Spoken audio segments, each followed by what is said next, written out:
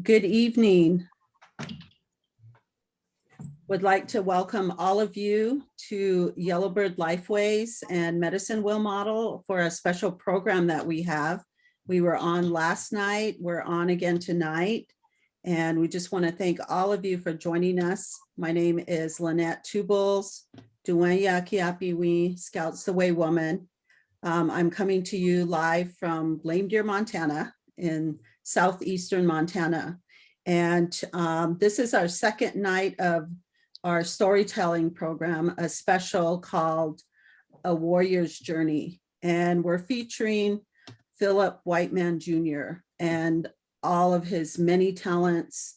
And we're acknowledging him for all of his contributions and all of the work out there. And, you know, in our culture, we're taught by our elders that we need to acknowledge each other while we're alive, while we're living, acknowledge each other, honor each other, treat each other good, you know, when we're here on this earth. And so as a part of that, that's what we're doing here tonight. That's what we did last night. Last night was the first night, and it was, we called it Rodeo Days. So we featured all of Phillip's rodeo days, from the Indian Rodeo to INFR to the Northern Rodeo Association and the PRCA, and going to Europe to represent PRCA. So we had, you know, some amazing guests last night. You know, you can call them the godfathers of rodeo. And it was such an honor to hear them, and, you know, to hear them talk about their experiences with Phillip and their thoughts, and how much they thought of him too and cared for him. So it was really humbling. And I hope some of you got to watch that. You could also go back onto Yellowbird and you can watch that if you didn't get a chance to see it last night. And you can also view it on YouTube starting tomorrow night. So it'll be uploaded to YouTube tomorrow, so you can see it there. But we just want to thank everybody for continuing to join us. Tonight, we have a great lineup of guests, and we're so honored for all of our guests. So tonight, we're moving into, last night was the rodeo arena. Tonight, we're moving into the dancing circle, the powwow arena. Also, we're moving into culture, language and culture, storytelling, working with horses, the consulting work that Phillip had done, in particular with one of the movies, Hostiles. And so we're going to have some awesome guests. You can see, you'll see them, you know, on here in a little bit.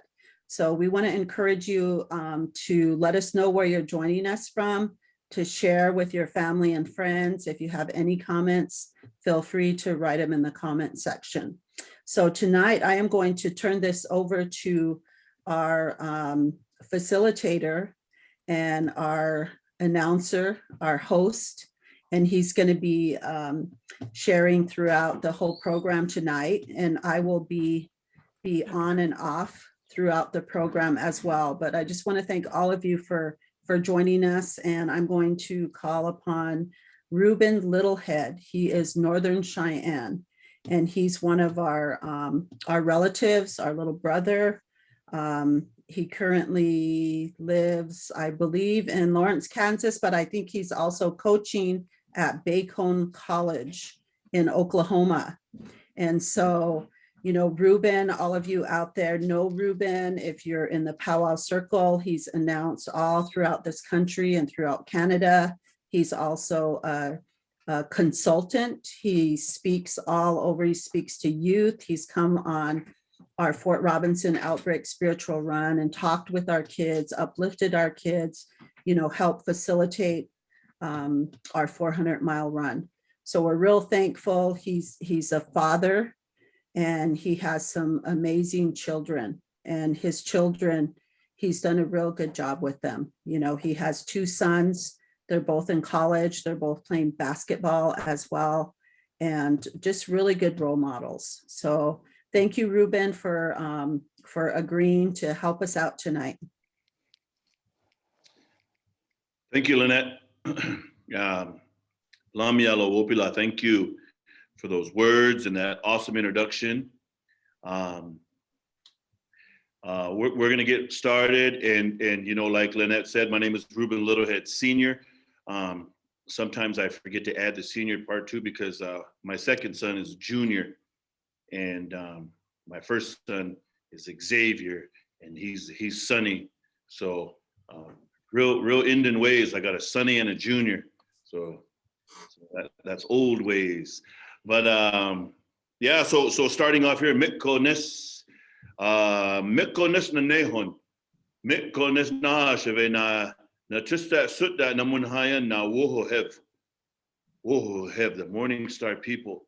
And as Lynette had mentioned, my roots are in Lame Deer, Montana, and also along the Tongue River is where my roots are back home. And she is right. I live in Lawrence, Kansas. However, I'm in the transition of moving to Muskogee, Oklahoma, as I took the job of the head men's basketball coach here at Bacone College. So like Merle Haggard saying, you know, I'm an Okie from Muskogee. I can really sing that song, Grace. I can actually say it now. Even a place where squares can have a ball. You know how the song goes. Anyway, you're not here to hear me sing anyway. I am honored to host, to talk about the one and only Phillip Whiteman Jr. And Phillip Whiteman Jr. Helvigus Esheve. Helvigus Esheve na tuksa veha. Namut na veha nevnahan. Phillip Whiteman Jr. And like Lynette said, you know, we honor our loved ones. A lot of times, you know, we do it while they're here so they know they're appreciated. They know that they're loved.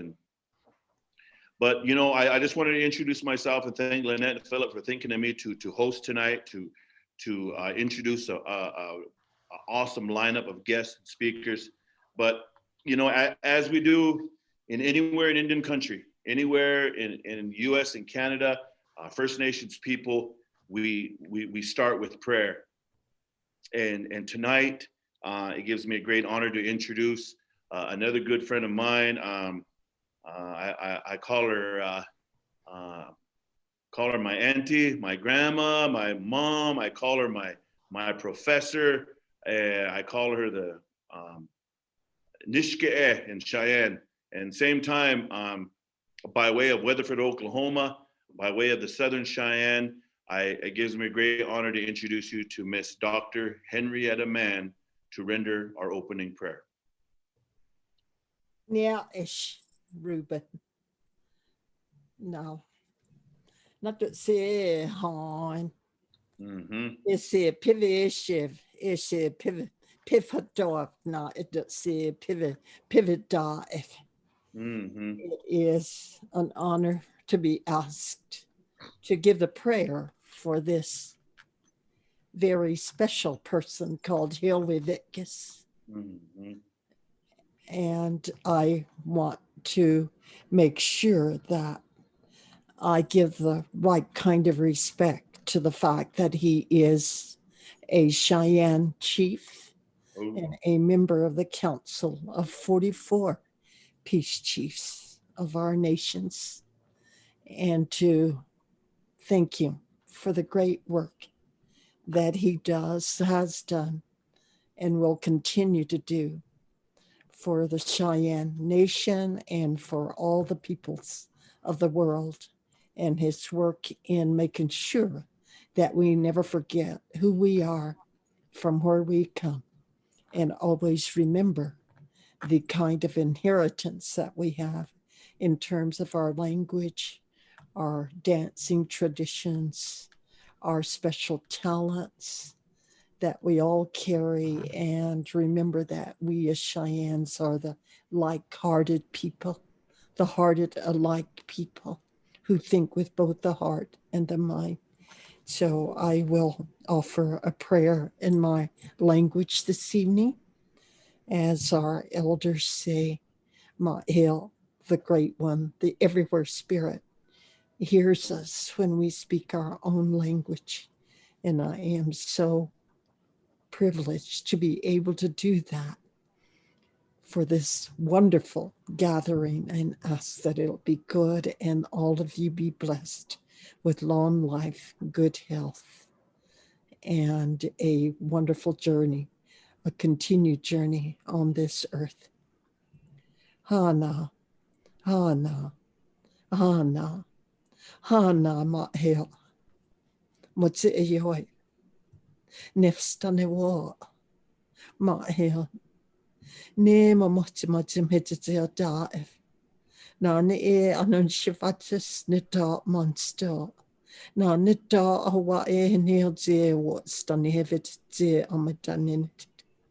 Na mat e pivin shivatis ne da ho map omadomist.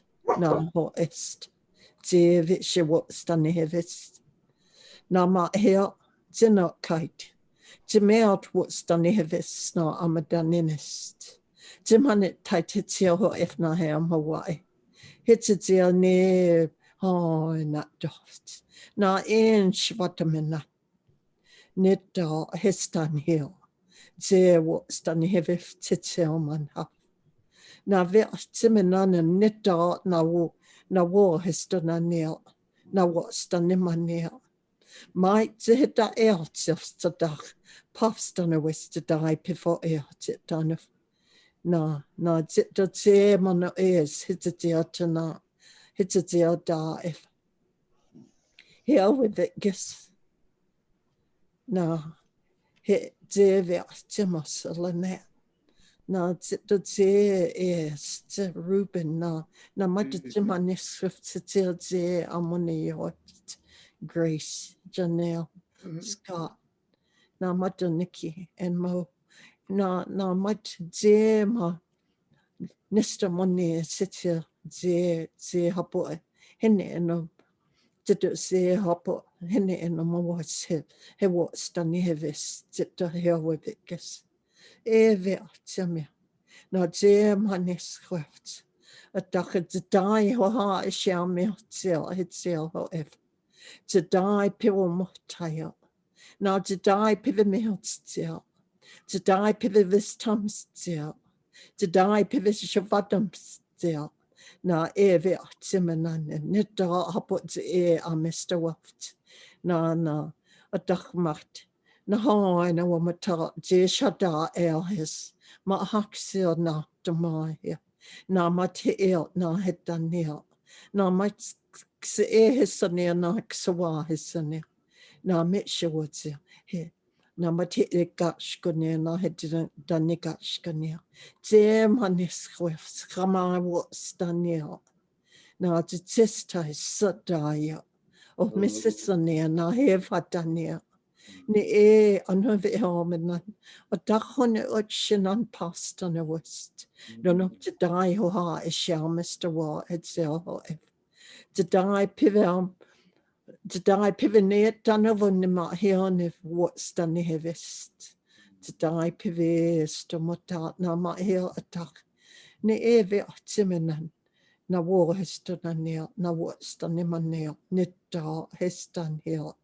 Na zemanis schamai what's done nail. Na hititia.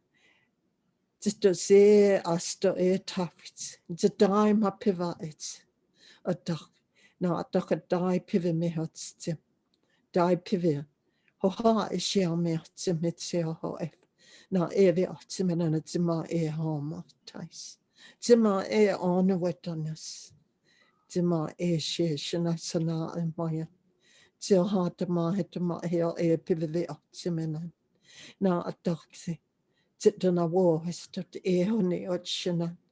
Ho hidden a wetness. Pure ties, shivats ties. Na hawa e ze piva, no not to die o haish, a mirtia, hetia ho if. Na nit dine his shaw not doft. Na hena hani, nit da, vinan his sonny, niche. Ha ha. Oh. Thank you. Thank you, Dr. Man. Yeah, Ishman. Yeah, Ishman. Thank you, man. You make me think of the late Bertha Little Coyote. She had that same voice tone and them same kind of prayers when I would hear her pray. When I would come to Sealing and stay with Bertha around Sundance time, I would hear her and Woodrow talk, and then when she would pray, sounded just like that, Dr. Man. Do you remember Bertha? Yep. Good. Yeah. That's an honor. Thank you, Nash. Yep. Very fluent speaker. And thank you for that beautiful prayer. And, you know, tonight, as Lynette mentioned, we're going to talk about language and culture, and also, you know, with dancing as well. I know last night was focused a lot on Philip's rodeo career and a lot of his rodeo stories. And man, the array of all-stars that were on the Zoom last night, man, holy smokes, there was some superstars on there. It was pretty cool. And then tonight we got superstars again. We got all these superstars and actually movie stars and Red Film Festival stars. We're ready to rock and roll. But thank you, Dr. Mann, once again. I know that Dr. Mann is a very integral part of our Cheyenne knowledge and our Cheyenne history. And she comes on the run these last few years. And same time, now that I'm in Oklahoma now, Dr. Mann, I could make my way over there to Weatherford a little bit. Absolutely.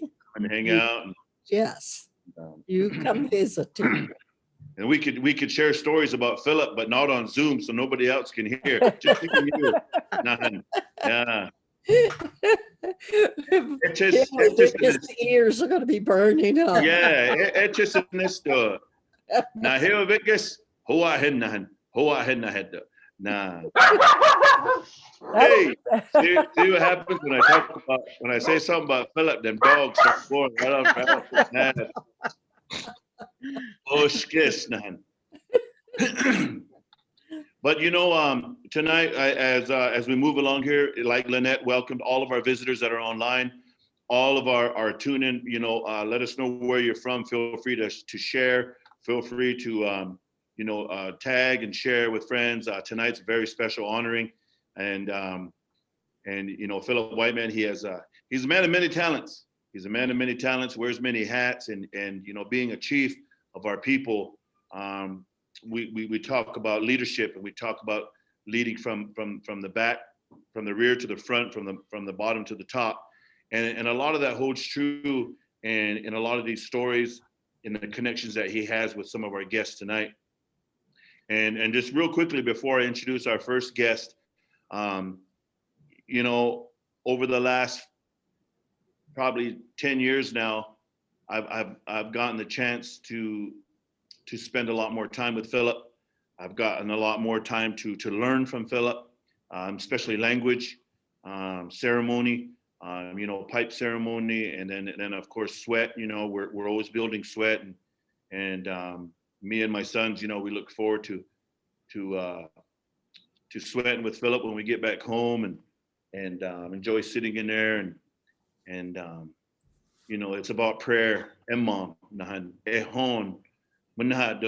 same time, you know, Philip is always in there. He's always encouraging us and sharing with us and different stories, and but same time too, you know, we have laughter in that sweat too. That's what I like about Philip, and he shares the oral history and the oral Cheyenne stories that are needed for fatherhood and for young people, boys and girls, to hear. And so, you know, it's not a wonder or a surprise that, you know, his award-winning CD has won an award, and we'll talk about that a little bit later too. But it's just awesome. So my connection with Philip, you know, we're related through his dad and my mom, and then you kind of go through that family tree, and then too, at the same time, somewhere in there too, he talks about a story when he played at La Brea, I think, in those old school Chuck Taylors, and he said, and then he said that one time, and he shot a jump shot. He was in the air. I can't remember what what country school it was, some ranch school, Busby, Ekalak or something, but they said Phillip jumped in the air and he went up and he was sitting up there for the longest time, and he hovered in the air for about 10 seconds. Somebody had to bring him back down. And then they said, Phillip, don't do that over here. We're not ready for that kind of power yet over here. Yeah. So I'm yet to top that story. I got to top that story for Phillip. Yeah. But ladies and gentlemen, I'm going to introduce our first guest tonight. I'm going to introduce Miss Grace Gillette. Grace Gillette, excuse me. Her Indian name is, I'm going to try this. It's Waho. Close enough. Grace Gillette comes to us from the Manahanadatsa Arikara, the MHA Nation in North Dakota. She was born and raised there until going off to school. She earned her degrees, and then she also is the executive director of the Denver March Powwow since 1990. And those of you, you know of all these premier powwows, all these big powwows that are in the world. We talk about Red Earth. We talk about, you know, the great Gathering of Nations. We talk about Crow Fair, Rocky Boy, Chippewa Cree.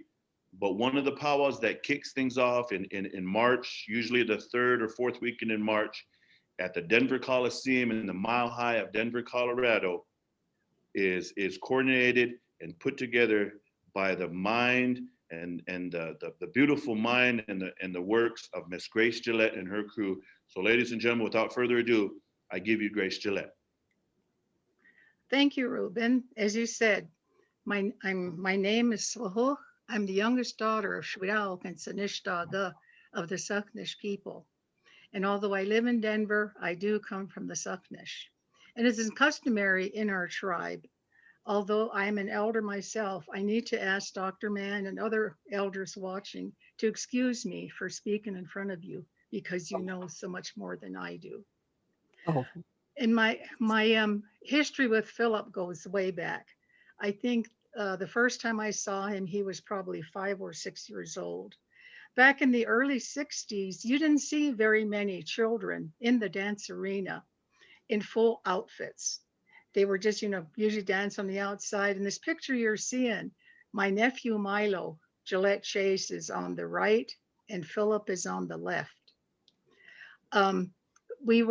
One time we went to the, it was in the early 60s, we went to a dance at the Mother Butler Center in Rapid City. And at that time, there weren't really contests, but this family was putting on a special for one of their deceased relatives, and it was the grass dance special. So the majority of the dancers were older adult men. And so they danced to a few songs. They chose 5 finalists. There was my nephew Milo, 3 older gentlemen, and Phillip Whiteman Jr. And they danced some more. And these boys, they were little. They were like 4 or 5 years old, but so talented. They kept in time with the drum. They would stop in time with the drum. And finally, the family, you know, after they were dancing with these older experienced men, the family picked from those 5 finalists. They gave money to the other 3, but they couldn't decide between Milo and Phillip. And by that time, there was so much money on the floor in front of Milo and Phillip. They decided to split it between the 2 of them. And after that, they established a, you know, pretty good close friendship. And they were never competitors. But that was my first recollection of Phillip. And back in the 60s, there was an organization, I'm not sure who started it, but it was called the AAIA, or AIAA, American Indian Athletic Association. And different powwows joined the association. And throughout the summer, the powwow season, they would accumulate points. And you had to have so many points to qualify to dance at the end of the powwow season. And that was usually held at the early United Tribes powwows. And Phillip he and Milo, like I said, they were, friendly competitors, but Milo fell in love with baseball. So baseball and powwows the same season, but Phillip continued dancing. And I try to find records for those wins. And throughout his career, there's just too numerous to mention. Phillip is he's contributed so much to the grass dance. And if you ever listen, if you have an opportunity, buy his CD, Spirit Seeker. He gives the origin legend of the grass dance in that CD. And when you see Phillip dance after you hear that story, you understand that connection he has to the drum, to the earth, and to the horse. And you also get that same feeling when you hear him play his flute. And that's another story that's on that CD, is the origin legend of that flute. And you can hear flutists play, all over, but until you hear how that flute came to be, and then you listen to that, it has a whole different meaning for you. So my association with Phillip goes, way back, that far. And then, I got involved in my career, and he got involved with his rodeo career, and we kind of lost touch with him. But my sister Florence married Brian Brady, and they lived in Lame Deer. And so they established a relationship with Phillip's parents. And so my sister Florence, kept in touch with that way. And then we lost our nephew Milo in his early 30s. And I'm not saying Phillip replaced Milo, but because he brought so much memories back to us, we all took him as our nephew. And since that time, we've really established a close relationship. My sister Shirley told stories with him at the Denver March Powwow for many, many years. And at one point, Phillip put on a storytelling contest for Shirley because he enjoyed working with her so much. And I think that's why Phillip is so accepted wherever he goes. It's not how much he takes away from that arena, away from, the rodeos, away from whatever. It's how much he puts back into it. And that's what people see. And then, I wish we had more, pictures or videos, but there's been numerous specials contests at the Denver March Powwow. And it's not uncommon for the family to go grab Phillip, put him in that front row with the honoree, because he has earned such a special place in that dance arena. And when when he started dancing at the powwow, he wasn't there for several years because he was so busy with his rodeo career. But his dad, Phillip Sr., would always come, and he would register the Lame Deer singers. And he remembered me, after he saw my name tag, then he asked, are you George Gillette's daughter? And so we kind of established that friendship. And then after things would calm down, I would go visit, with his mother, Florence. So, and then Phillip would always come, and then he would always be there early because he didn't want to be first. He didn't want to be drum number 1, but 2 was okay with him. Sometimes if the weather was bad, he would call and ask if we could save space 2 for him. So then we had a committee established that relationship with Phillip Sr. And then Phillip start his rodeo career slow down enough where he would come and he would dance. And of course, he was always, one of the top grass dancers there. And then we always have a ground blessing on Thursday of the powwow. And we've used different individuals for over a year.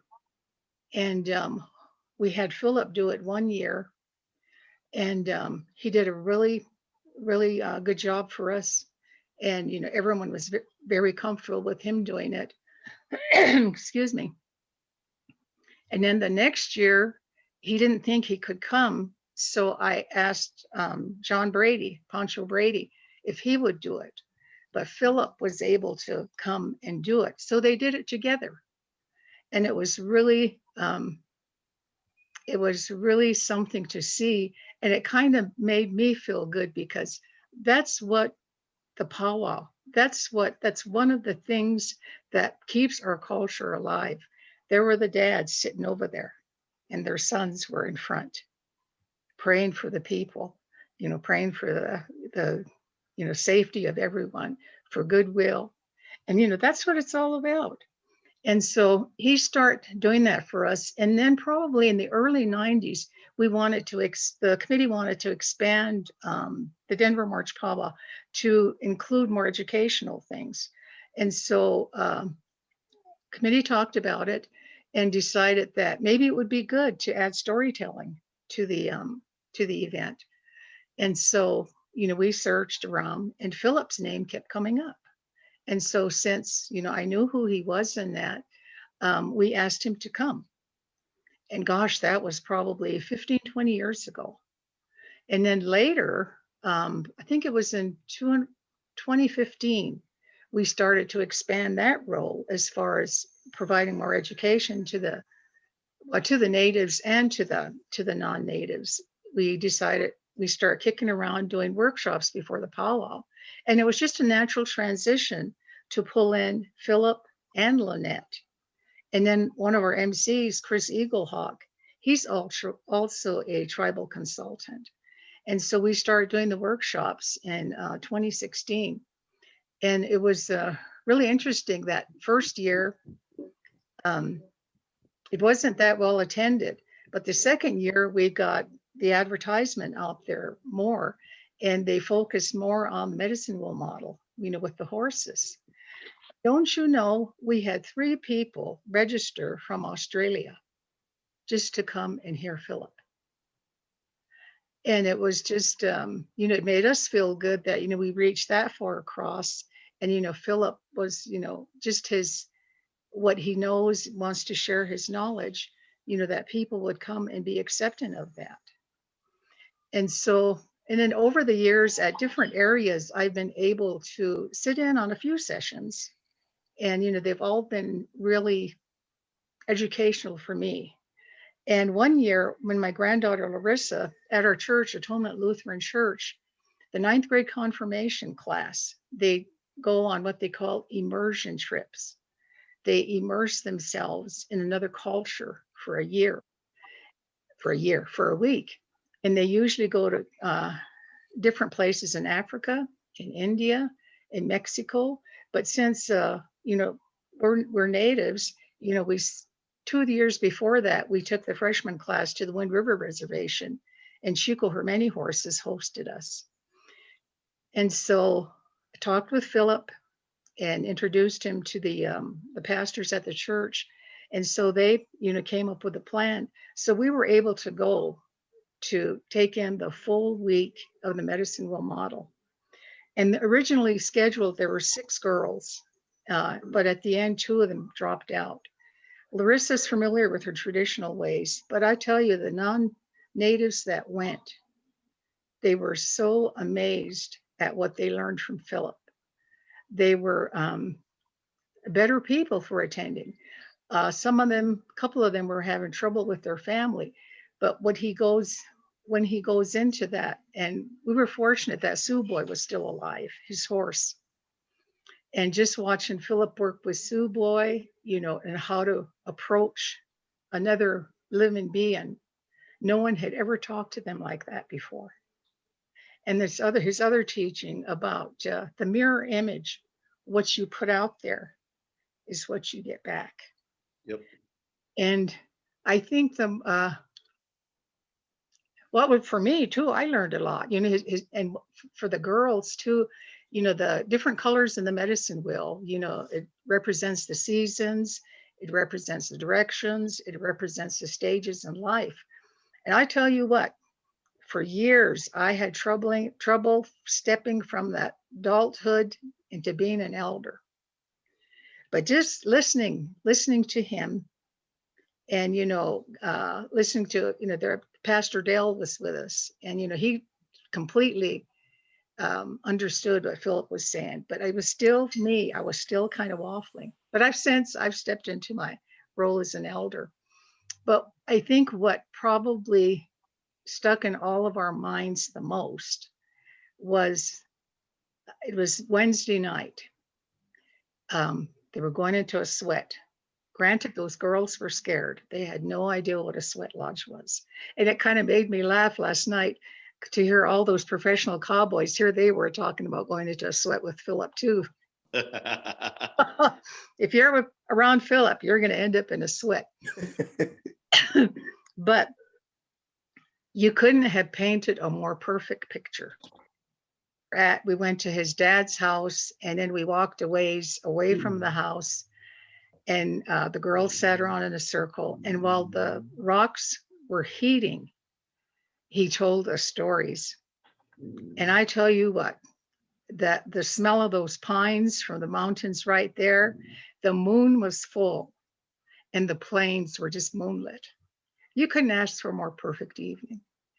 And he was telling, he was telling them stories about, I think it was the one about the snake, where somebody gave him a ride across the river and the snake ended up biting the person.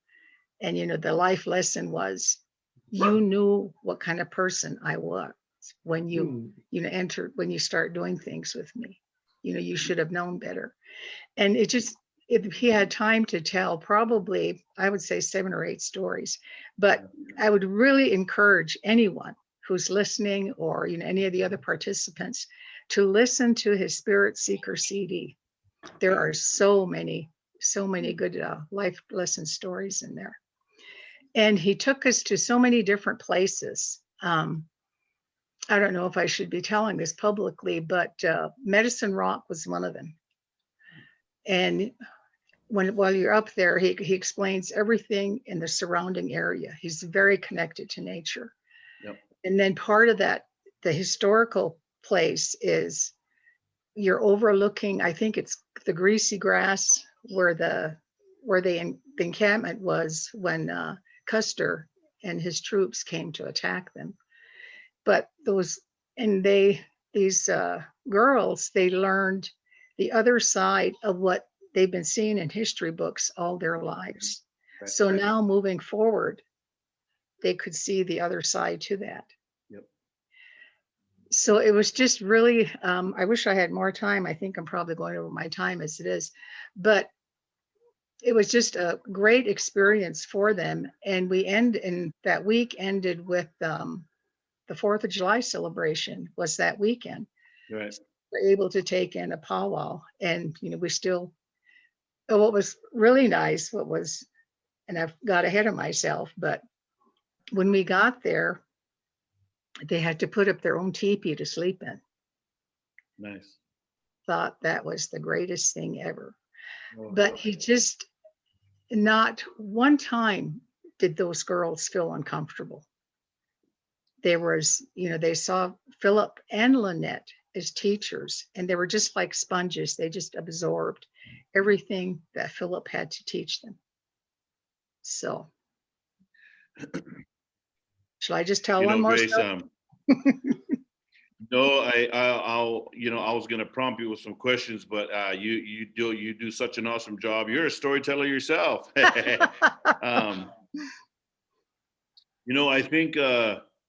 I think that snake was frozen. Remember, it was a frozen snake, and they grabbed it, and then it thawed out. Remember, and then it bit him. Yeah, I remember that story too. And but what I wanted to ask you to share, Grace.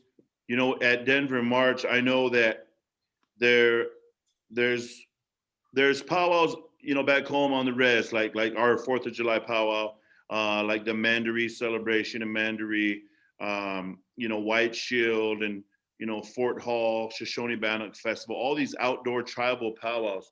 But I know years ago when Phillip had a special, I believe it was when they were honoring Crystal, his daughter, Crystal Tubles, coming back from the service, and they brought a horse in the arena.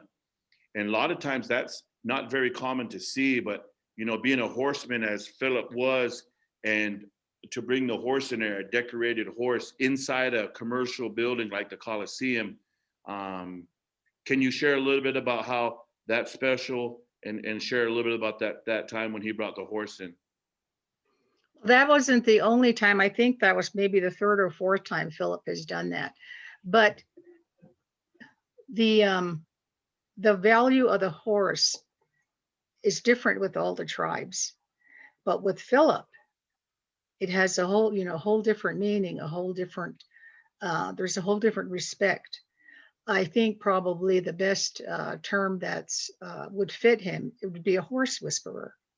He communicates with the horses. And for him, the value of that horse is more than money. And when you give someone a horse, and even on the reservations, when they come in, a branch signifies that horse. But we're very fortunate, the Coliseum, that's where they have the annual National Western Stock Show. That's where the rodeo is held. So the staff there were, prepared, they were ready. It wasn't that unusual for them to bring that horse into the arena. Even the cleanup, that's bound to happen. And, although a part of Phillip's teaching, like we saw with Suboy in the arena, they protect you, these horses. And when they go into a new place, when they're going around, they make that circle. If they're unable to lay down and roll over, and what they're doing, according to Phillip, is when they lay on that ground and they roll over, they're taking up any bad feelings that are in there. And of course, they expel them through the body. So when like any place you see a horse in public, when it's going around that arena, if they do, expel their waste, then there was something bad in there that they took care of for the humans around there. Yes, ma'am. Yep. Man, and one last thing before we go to our next guest. I know I see Scott in the window down there, and he was sitting patiently a while ago, but I keep an eye on him just to kind of make sure it gets all right. Jonelle, she left a couple of times to check on her baking or cookies or whatever. And Dr. Mann is chilling like she always does. And then I'm watching Scott there just to kind of make sure, but I want to give Scott some time to share as well. One last closing thing, Grace, if you could share a good, funny story about Phillip, so that way we, something that we may never heard of yet. And Okay. we're gonna ask Phillip to Deny it? yeah, just to take a walk. Phillip, if you could take a walk to the kitchen. One time, If you could share a crazy story. we've really established a good personal relationship and a working relationship. And we tease each other. If we call each other, Yeah. if I answer the phone, he said, I'm not worthy. And I could just see him bowed like he was due to me. And one time he and Lynette were in town for I wouldn't say it was a workshop, but there was about 12 people, and I think it was in Boulder. And so that night we met them for dinner. We had been talking about a book, and we were talking about The Shack. And I told them I had it on CD and I would take it to them the next day. So we drive all the way up. I think it might have been in Boulder, this beautiful mansion, this beautiful home. So we go up to the door and they let us in. And like I said, there was about Lynette and Phillip were in there, and there was about 12, maybe 15 people in there. And we didn't come in at the beginning. And so we just kind of sat down and were listening, and they were talking. I think Phillip wrote an excerpt in a book or something. And so he was explaining that. And boy, they were just all ears. He just really had their attention. And here, one of them kind of interrupted him. They raised their hand and they were questioning him. So he'd answer them. And then he said, Lynette, he said, there's an organization that really, he said, they kind of do the same thing. Do you remember who that is? And she said, Greenpeace. And he said, oh yeah, it's Greenpeace. So then he kind of touched on Greenpeace and what they do, in their organization as far as, saving the earth, preserving that. The doorbell rang. So Lynette goes and answers it. And don't you know, there's a solicitor for Greenpeace standing at that door. So I told Phillip, look at you, you're just calling those people by your strong spirit.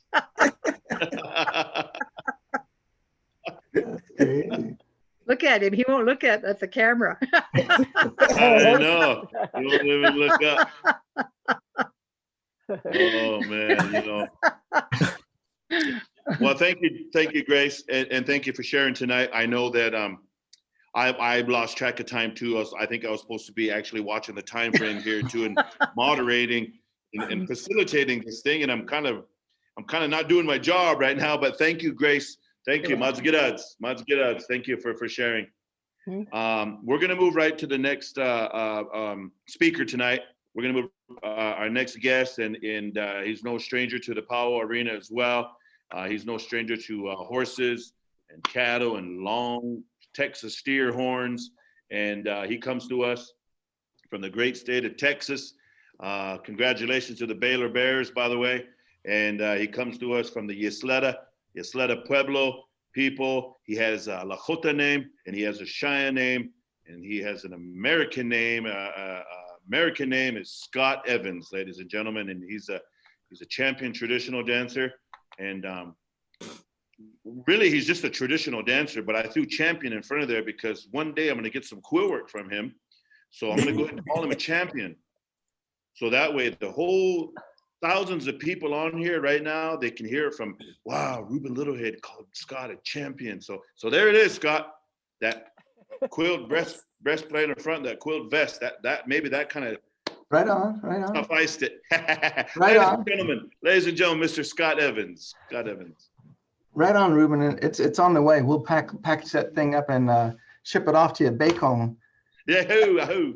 Hey, I'm honored to come on and talk about Phillip. It's a good thing to be just a common man, just a Iche powwow man, and get to come on and talk about Phillip and the powwows and the many things and that Phillip has accomplished across the powwow world. It's an honor to me to be able to come on and talk about Phillip. And then Phillip and I, we go way back, and we're brothers, and we've traveled to powwows and been around powwows together all over, especially 4th of July Lame Deer Chiefs powwow, going there many years and visiting with Phillip. One memory from 4th of July powwow is on the 4th of July one year, Phillip presented a stick, like Grace said just before, that he presented a stick to my sister. And then my sister presented the first foal from that horse that he'd given her to my wife. And then a couple years later, that third foal, my sister presented that horse to me. So my wife and I, Pam, we ride Northern Cheyenne war ponies for the last 20 years, and they've got a lot of cow sense, pretty good horses. And it's really neat when Grace mentioned that about the stick, because that's an old way, and people don't really know that or do that anymore. Grace, just seeing you and hearing you talk just takes me back to Denver March and how much everyone misses it, how people miss it. And I know you and Larissa are doing all kind of great things in preparation for next year, and we'll all be there in our regular seats. Denver March is about the only place that families have camps from all over the country, and Denver March, this family's always here. This family's always there. That family's always there, and that family's always there. Yes, sir. Makes me think of the times when at Denver March, when I'd go visit Phillip's dad, like Grace said, when they weren't singing, I'd go sit with Phillip's father, and we had great times and great talks. He was a wealth of knowledge about the old Cheyenne ways and the Omaha society of the Northern Cheyenne people. We'd talk about those things, and he knew so much, and he passed all those ways down to Phillip. And now Phillip has all those ways and knows all those ways. And kind of want to talk about some of those real quick. And then Lynette, we've known Lynette since we were young. I'm 62 years old next week, and Lynette's parents, Matt and Nellie Two Bulls, we're talking about powwow ways and about rodeo ways and about Phillip. And it's hard to let it go by and not talk about Matt and Nellie Two Bulls and their songs and their keepers of Oglala Lakota traditional ways. They were just great keepers of the ways and great song makers, and they knew all kinds of songs. As singers, you have to know all songs, and they did. He did, and some songs that he knew when he would sing the rodeo songs and the wild horse riding songs. He knew those songs, and very, very few people know those songs, and not very many people even know those songs exist. I guess that whole category of singing, we call it rodeo songs. That's the related to how important the horse is, and Dakota and Lakota and Cheyenne life, how important those horses were and what they meant to people. And that is something that Phillip carries on. We talked about Phillip giving away horses. Back in the day, people would go out and they would they'd be out on trips, and they may come home with horses. And when they bring those horses back to their village, to the camp, to their nation, they'd bring those horses back, and then they'd give those horses away. And that prized possession of a horse, it's that important for Phillip to give those away. That continues on today. He gave to my sister, he gave to Grace, he gave to at Denver March. It's just a fantastic thing that there's no line between rodeo and powwow. It's all the same. It's all the same confluence. So to me, it's great to talk about Phillip. It's those three things. I'm going to talk about his championships and all the places he's been and won and all the cool things that have happened. But it's hard to take those three things apart. It's the rodeo, it's the dance, and the singing. And that combination of things in today's modern world is rare. Back in the old days, everybody had all three of those things. They knew songs, they knew dance, they knew horse ways and rodeo ways. Well, Phillip has those. There's very few families that even have that. Maybe the Phelpses, Ted Phelps and Jordan, and those guys, they have those ways all together. But Phillip was all in one person, and to me, that's really unique in this day and time to have that. And a little about Phillip, we don't really talk about ourselves much. We have humility. We just really don't. And I'm just so happy that we have the ability to do that now. And to me, it's kind of like young people should be hearing these stories. It's a good thing. I guess it took this pandemic to get us to do that. Whitney over at Social Distance Powwow, he's honored singing groups and dancers of the past. And to me, that this is just a further push of that. We're honoring our role models and our accomplishments of our people and the cultural leaders. I think it's a great thing. You're right. Like what I was saying about that Phillip's dad, his dad. I want to interrupt. Can you hear me, Scott? Your what is that called? Yeah, I got you now. Scott, can you hear me? Gotcha. Okay. Yeah, I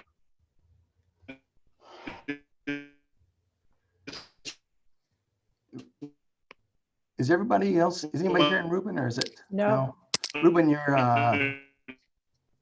that thing where that voice just bounces into nothing. So, hey, Reuben, I'm going to go ahead and take off, tell another story.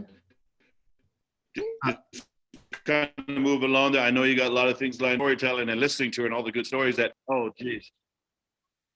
Oh. Yep. We can't. Nothing. Can't hear you, Reuben. So I'm going to tell one more quick story, real quick. Go ahead. I want to talk about the Warrior Society and the Northern Cheyenne people in the Omaha Society. Phillip's dad was the chief drumkeeper for the Northern Cheyenne people, for the Cheyenne People's Warrior Society, the Omaha Society. And now Phillip has that position amongst the Northern Cheyenne people. And Phillip's a head whistleman for the Northern Cheyenne people and for their Omaha Society. And he's been a whipman position and an officer. Those positions of, young people think those are honors, and you know, they're more a responsibility. You know, that whistle and that whip and that drumkeeper position. You know, people think it's a big honor, which it's an honor, but it's more responsibility. I know Phillip has lots of responsibilities and things he has to carry, but he knows the appropriate songs. He knows the way of powwows. He knows the Northern Cheyenne ways, and that thing, that wealth of knowledge, is something that his dad had, and now Phillip carries it on, you know, all that way. So to Sure. me, that's where Phillip comes from, powwow ways, and you know, he's an original original style grass dancer, and he was a fancy dancer for a little while after he when he was a little bit younger, and then he came right back to where he started out in that original grass dance style, and been a champion all over, and on both ends. In the rodeo arena at Pendleton, they talked about last night about how he won the dance contest and participated and danced and won the rodeo. He did both ends. And then over at Fort Hall, he did that. He won the bronc riding, the tie down roping, the all round, and grass dance. And he had to get back to the powwow grounds, and they brought the saddle over to the powwow grounds. And during a powwow, they presented that saddle, first place saddle, and all round cowboy saddle to Phillip at the powwow. Isn't that cool, man? Just to me, that's a fantastic thing. Man, that is awesome. Talks Man, about that's Phillip. not- So all over Indian Can you hear me now, Scott? Gotcha. Go ahead. Can you hear me now? Gotcha. Yeah. Awesome. Yeah, I don't know what happened there on. Reuben, I think if I could get Nikki to pull up a couple of photos, we have a couple of photos with Phillip and Evan Scott when he was giving him the whistle, when he passed that responsibility on. So maybe Phillip can quickly talk about that time, and then we'll move on to our next guests. Yeah. Yeah. Yep. I was trying to jump in there and talk about that right when he was talking about the Omaha Society, Oneha Society. And I don't know what happened to my sound, but it wouldn't come through. But let's go ahead, and there's the picture there. So Phillip, if you want to go ahead and mention this picture. Can you hear me? Yep, I can hear you. Yeah. I see there's my friends from California. They're on now too. I'll just keep it short. The Omaha, they gave gift to Cheyenne people and Lakota, the Crow, and the different nations, the Hidatsa, and it was a gift that was seen in a vision where they heard never heard before, and they went over and looked, and it was prairie chickens, and they were dancing, and these young men brought back those gifts, and one of them is a responsibility to carry a whistle. And when you're given a gift, it comes in force, and everything comes in force, and your responsibility is to share. And it's a circle of it's a sacred circle, and when you given responsibility to be a whistleman, is to call the spirits into the circle to bring blessings to the people. So when I was given by the late Lee Lone Bear, LaForce Lone Bear, he told me that it comes in force, and I had to give 3 away and keep 1 for myself. So my brother, Marty Yunbear, he come and I shared the whistle with him. And then Junior, Reuben's son, I shared the whistle with him too. And then with Scott, I got to share it with Marty, and then Marty shared the whistle with him too.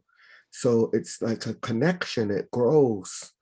And we want that circle and that prayer to be strengthened.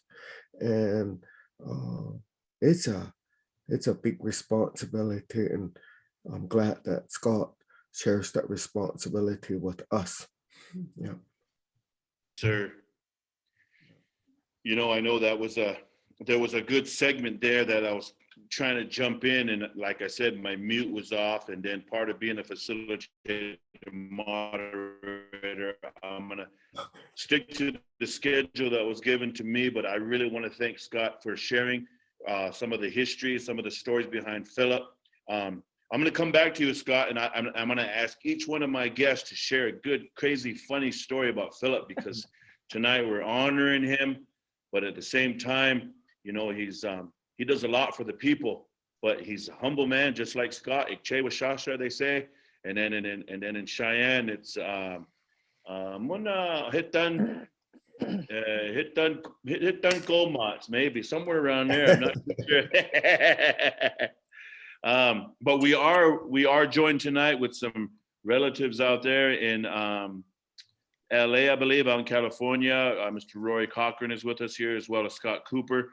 And so we're going to give them a chance to join in here. But momentarily, I'm going to segue into Lynette Tubals, and we're going to talk just a little bit about all the storytelling and all these attributes and everything that Phillip has accomplished thus far with his storytelling ability, with his sharing of knowledge, and just his energy. Like Grace was saying, his energy, and then to put into CD form, to share with the people.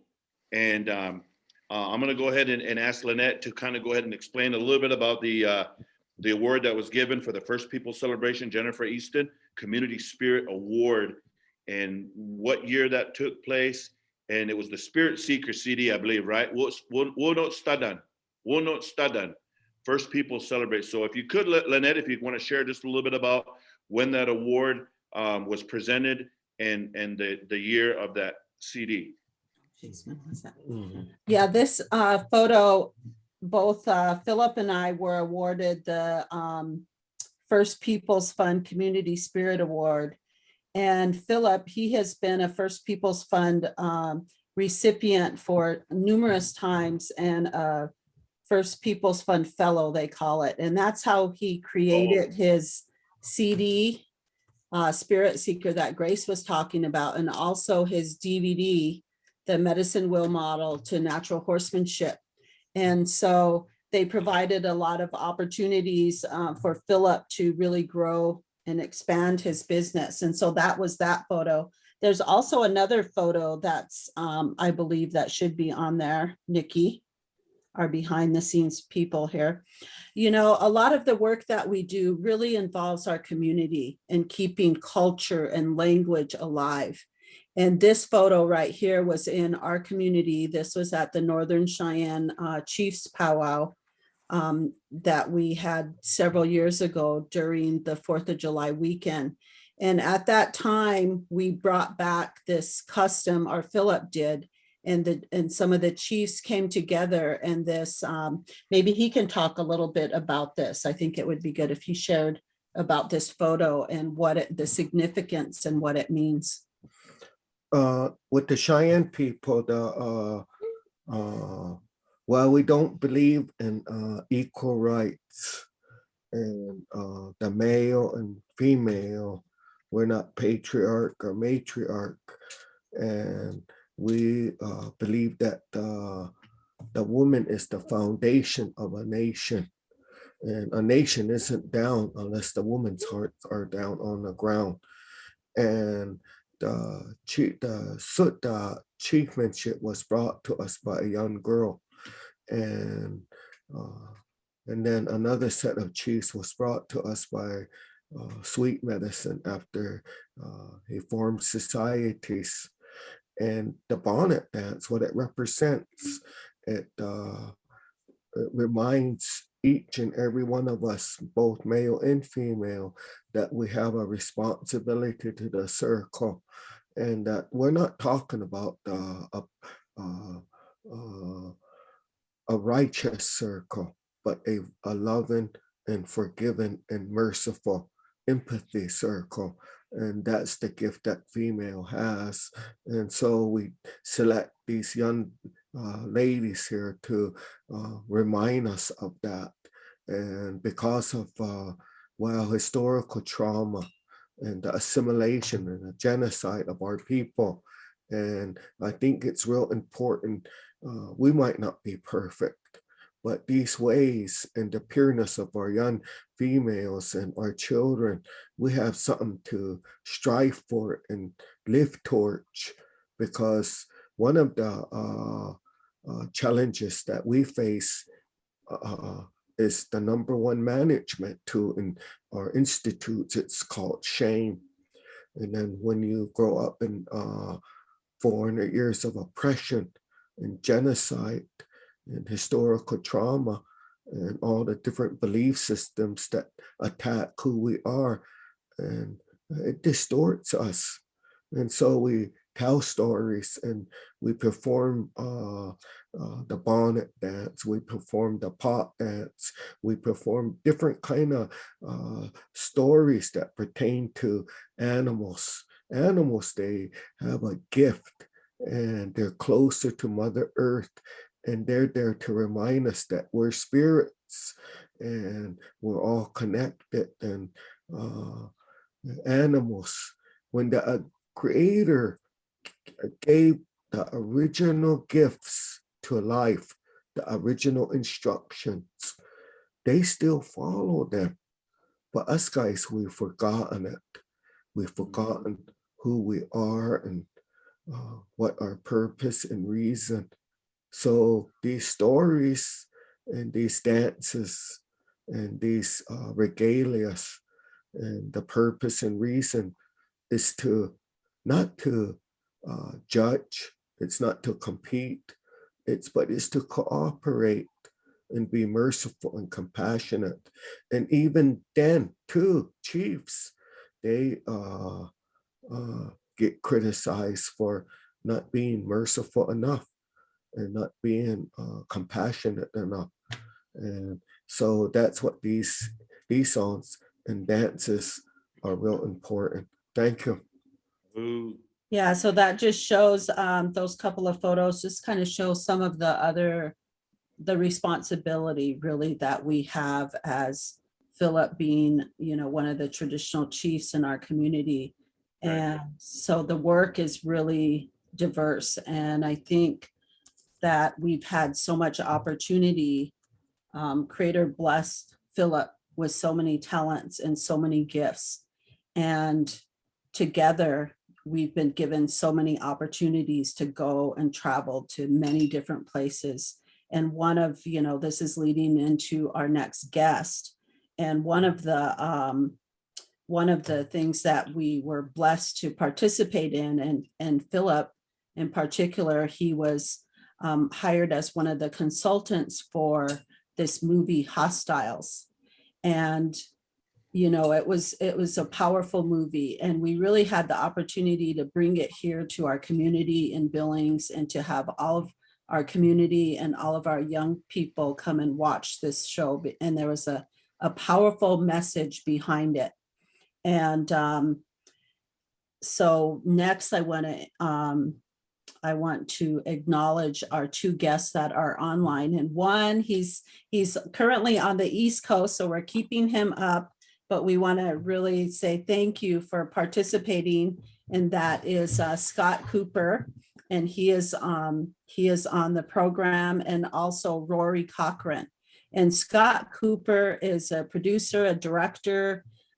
He was a director of Hostiles, and Rory Cochran, who is also on the line, was one of the actors. And Phillip became really close with both of them, and so what we have next is that we want to play this. It's a short clip, and the other person that Phillip worked very closely with was Christian Bale, and Phillip, taught him the language, shared a lot with the Cheyenne language with him, but not only the language, but the culture of the people.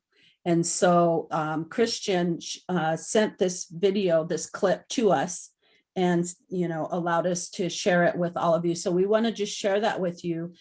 Nice to meet you, by the way. Yes. So first question for you guys is how does this film, mirror what's going on today in today's society? I think sadly it's repeating history, and as we talked about, that's complete insanity. It's something that we were not so, or at least myself, I was not so aware of as we were shooting. But since shooting, it was kind of tragic to see how relevant it had become and how comfortable people within America have become in expressing division, expressing hatred for the other.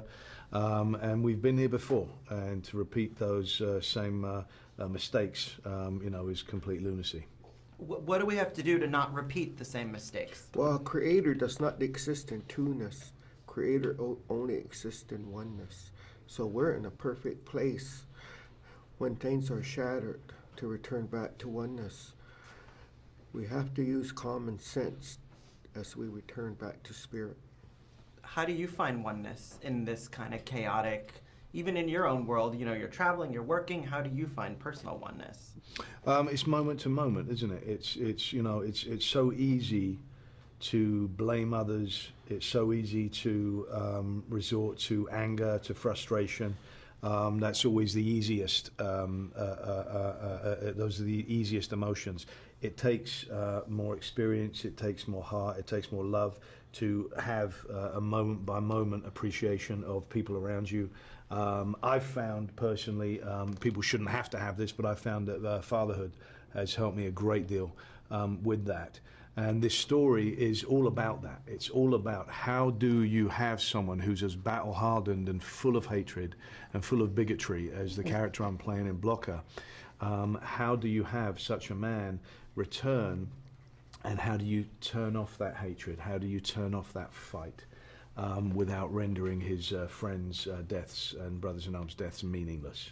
It's a hell of a journey, but I think it's very symbolic of Americans' history. It addresses the genocide of the American Indian, and but it's something that it's set in 1892. It really could have been set in 1992. It could have been set in 2017 as well. What do you make of the continued fascination between cowboys and Native Americans and that conflict? Well, first of all, nothing is impossible with the Creator. And I think the propaganda of the cowboy and Indian and the genocide, today we're at a critical point with the connection that we have with body, mind, and spirit. You attract not what you want, but what you are. And our projections is of what we think of ourselves. And today is an example of it, where we stand globally. Last conflict you had and how you solved it? They're internal conflicts, aren't they? Internal battles that you have, and you do it experience. You recognize the mistakes you made in the past. You recognize that anger has never, at one time in my life, solved anything. I do believe it can be used, and I'd love to hear your thoughts on this. I do believe it can be used for positive, but it's a very tricky thing to be able to do in an accurate way. So it's internal conflicts that you deal with on a day-to-day basis of just how to live a better life. And personally, I think every single film that has ever been made is about how to live a better life. What are your thoughts? Well, you cannot achieve goodness by doing good. It starts with seeing the goodness in yourself and allowing that to radiate outward.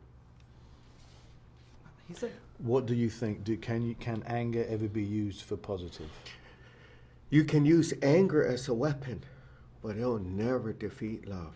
And I love you, and there's nothing you can do about it. so he's kind of blowing my mind right now. I had the absolute pleasure of I thought that I was just going to be learning the Cheyenne language. And then when I first met with Chief Phillip, he refused to teach me the language. He wouldn't even look me in the eye. And I was curious, and I thought, well, this, and he said to me, until I learn about the culture and the way of life of Cheyenne, I cannot possibly begin to even utter a single word of the language. And he was absolutely correct. And he helped me in my portrayal so much, and he also enhanced Scott's vision for this film so much. We're indebted to Chief Phillip immensely. Wrapping it up, you know, I have to ask you about playing Dick Cheney. What was that experience like? You know, especially playing someone who's still alive, someone who's gonna see this. Right. It was a crazy idea, but I think quite a brilliant idea and quite a brilliant director. And you'll get to see what you think of it next year. Thank you guys so much. Thank you. Thank you. Very wise words. Thank you so much. It's so great to see you guys, Chief. Yeah. Lynette. Yeah. Oh, wow. Hello, So good great to host see you. you. Yeah, I'm in a hotel room in Philadelphia, but I wouldn't miss this. It's really, I'm just kind of overcome with just a rush of emotions seeing, first of all, seeing the Chief and Lynette there and Rory, and then seeing Christian 50 pounds heavier than he normally is with a shaved head playing Dick Cheney. Yeah. But just feeling all of the love that, you know, I laugh because Reuben said, what's a funny story about the Chief? But even in the toughest moments, the Chief would always say that about love. I love you and there's nothing you can do about it. And it's really the truth, and how love conquers everything, and how what you put out into the world comes back to you. Yep. And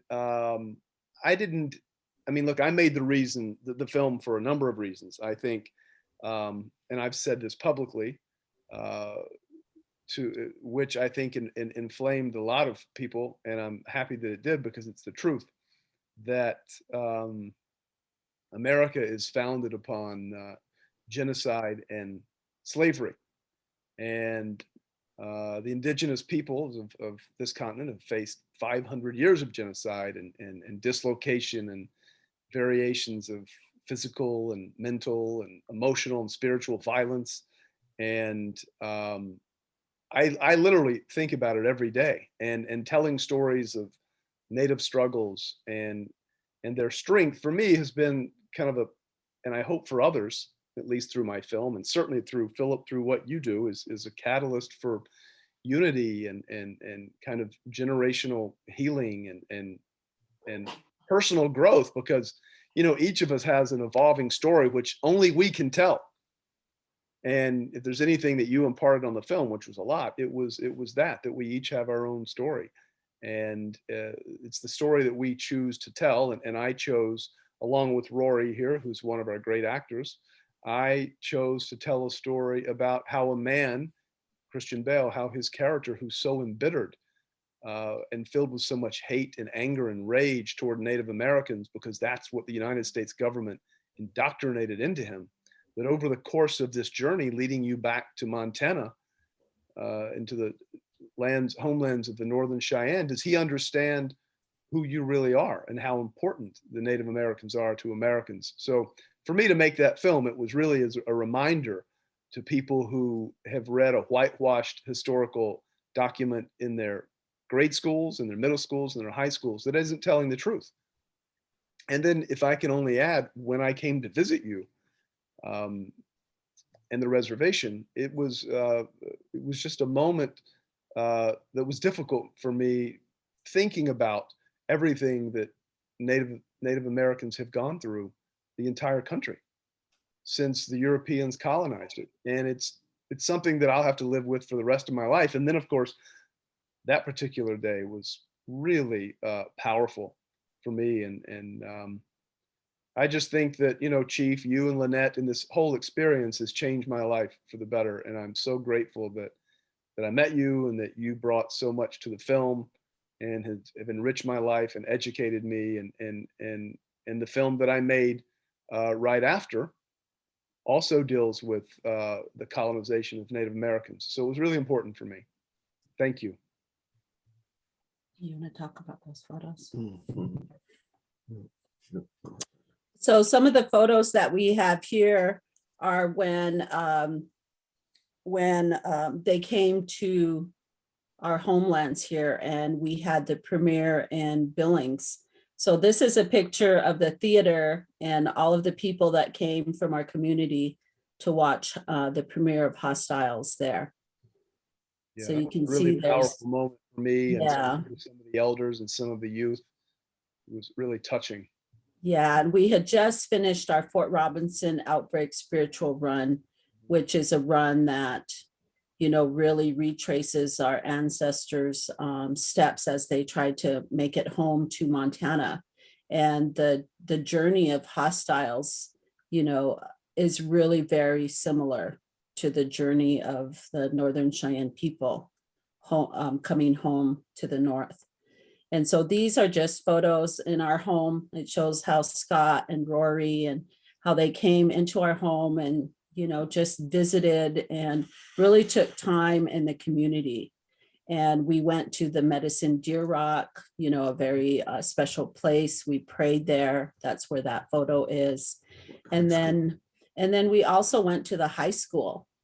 Yeah. We got to go to Lame Deer High School and they talked to the kids and, you know, so it was really a special day. And Yeah, that was a really spiritual trip for me. Do you guys remember Kelly? yes, she was so awesome. wonderful. She Yeah, was she so was. great. Yeah. It was a really spiritual trip for me. And of course, Rory and I speak about that all the time. Wow. That was a real highlight, that premiere. I mean, Yeah. it really, for me, was the most important and also, quite frankly, the most nerve-wracking screening because, you know, anytime you have a white man like myself telling any story that deals with First Peoples, and it's, you know, you try your best to make it feel universal and to speak, but you know, sometimes I'm sure it doesn't do as much as it should, and just know that I tried my best. Mhm. I think that language is real important. And when I'm talking, I close my eyes. I got a habit of that. I was taught that by my grandfather. When you talk to the spirit of the person or to the heart, you respect them and don't look at them in the eyes. It's kind of a indirect, probably disrespectful in the linear setting of teaching direct eye contact. It represents deceiving or weak or passive, but in our world, it means respect. And when you talking to the spirit of a person, you're talking not to the mind, but you're talking to the whole person. And then if I spoke to you in my language, would you understand me? The English language is my second language, and I struggle with that all the time. And what I come to find out, there's a word that's called convoluted. It takes many words in English to describe one thing. And in our language, it takes one word to describe many things. It's real simple. And once you understand a simple, well, the loudest, strongest words are silence. And our language is real sacred. It was even used to win wars for this country. And I think that today we lost our sense of contact, who we are. We lost our original instructions, and then we lost our language. And the language, the story that we tell ourselves, it can't come from shame. It can't come from wounds, and it has to come from spirit. There is a place beyond this, and that's who we are. And that's what this movie and its spirit, nothing happened by mistake.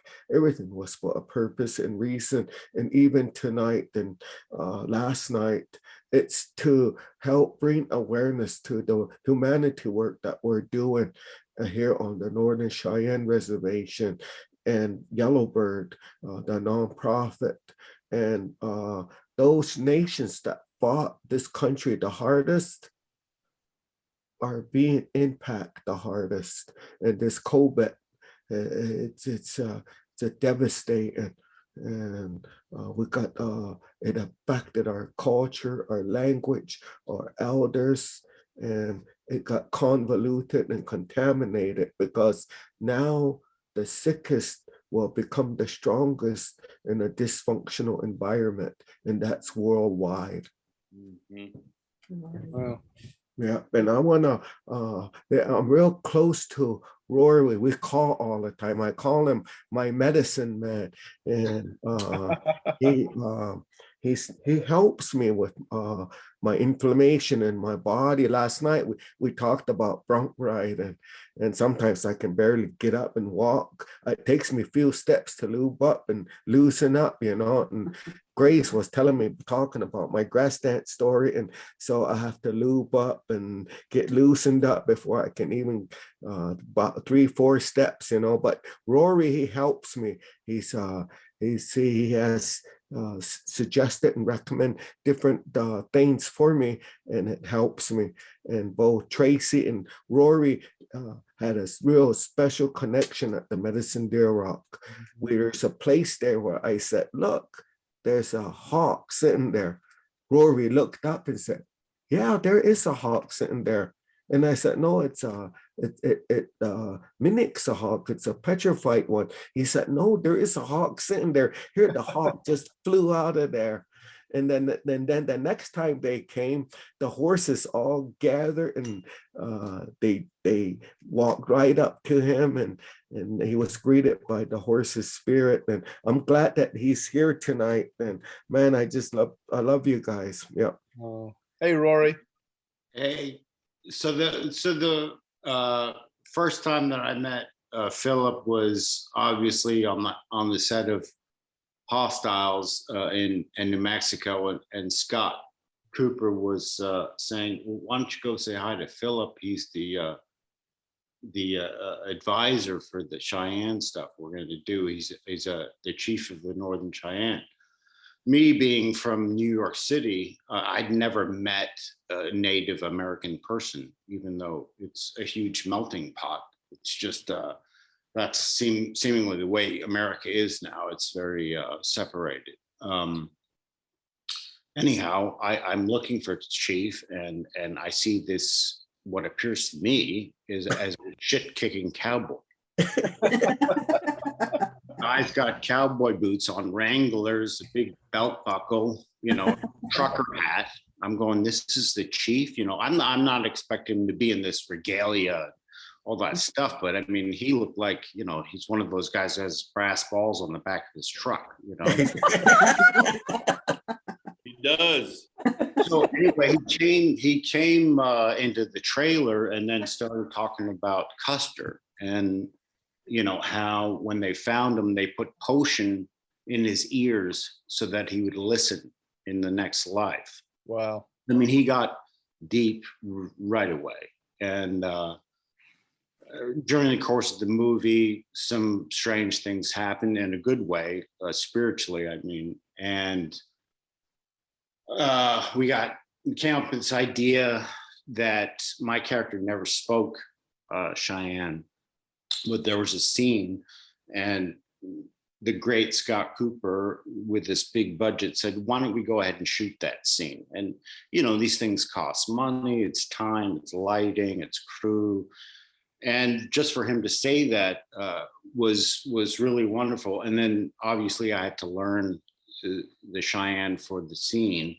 And then I still have it on my phone of Philip teaching me the Cheyenne stuff. But ever since that experience, we've created a bond, and there's been just undeniable magic surrounding whatever this is. And it's when me and Scott went to Lame Deer, and we went, Lynette was talking about when we went to the high school there, they had seen the movie, some of the kids and some of the other teachers and stuff.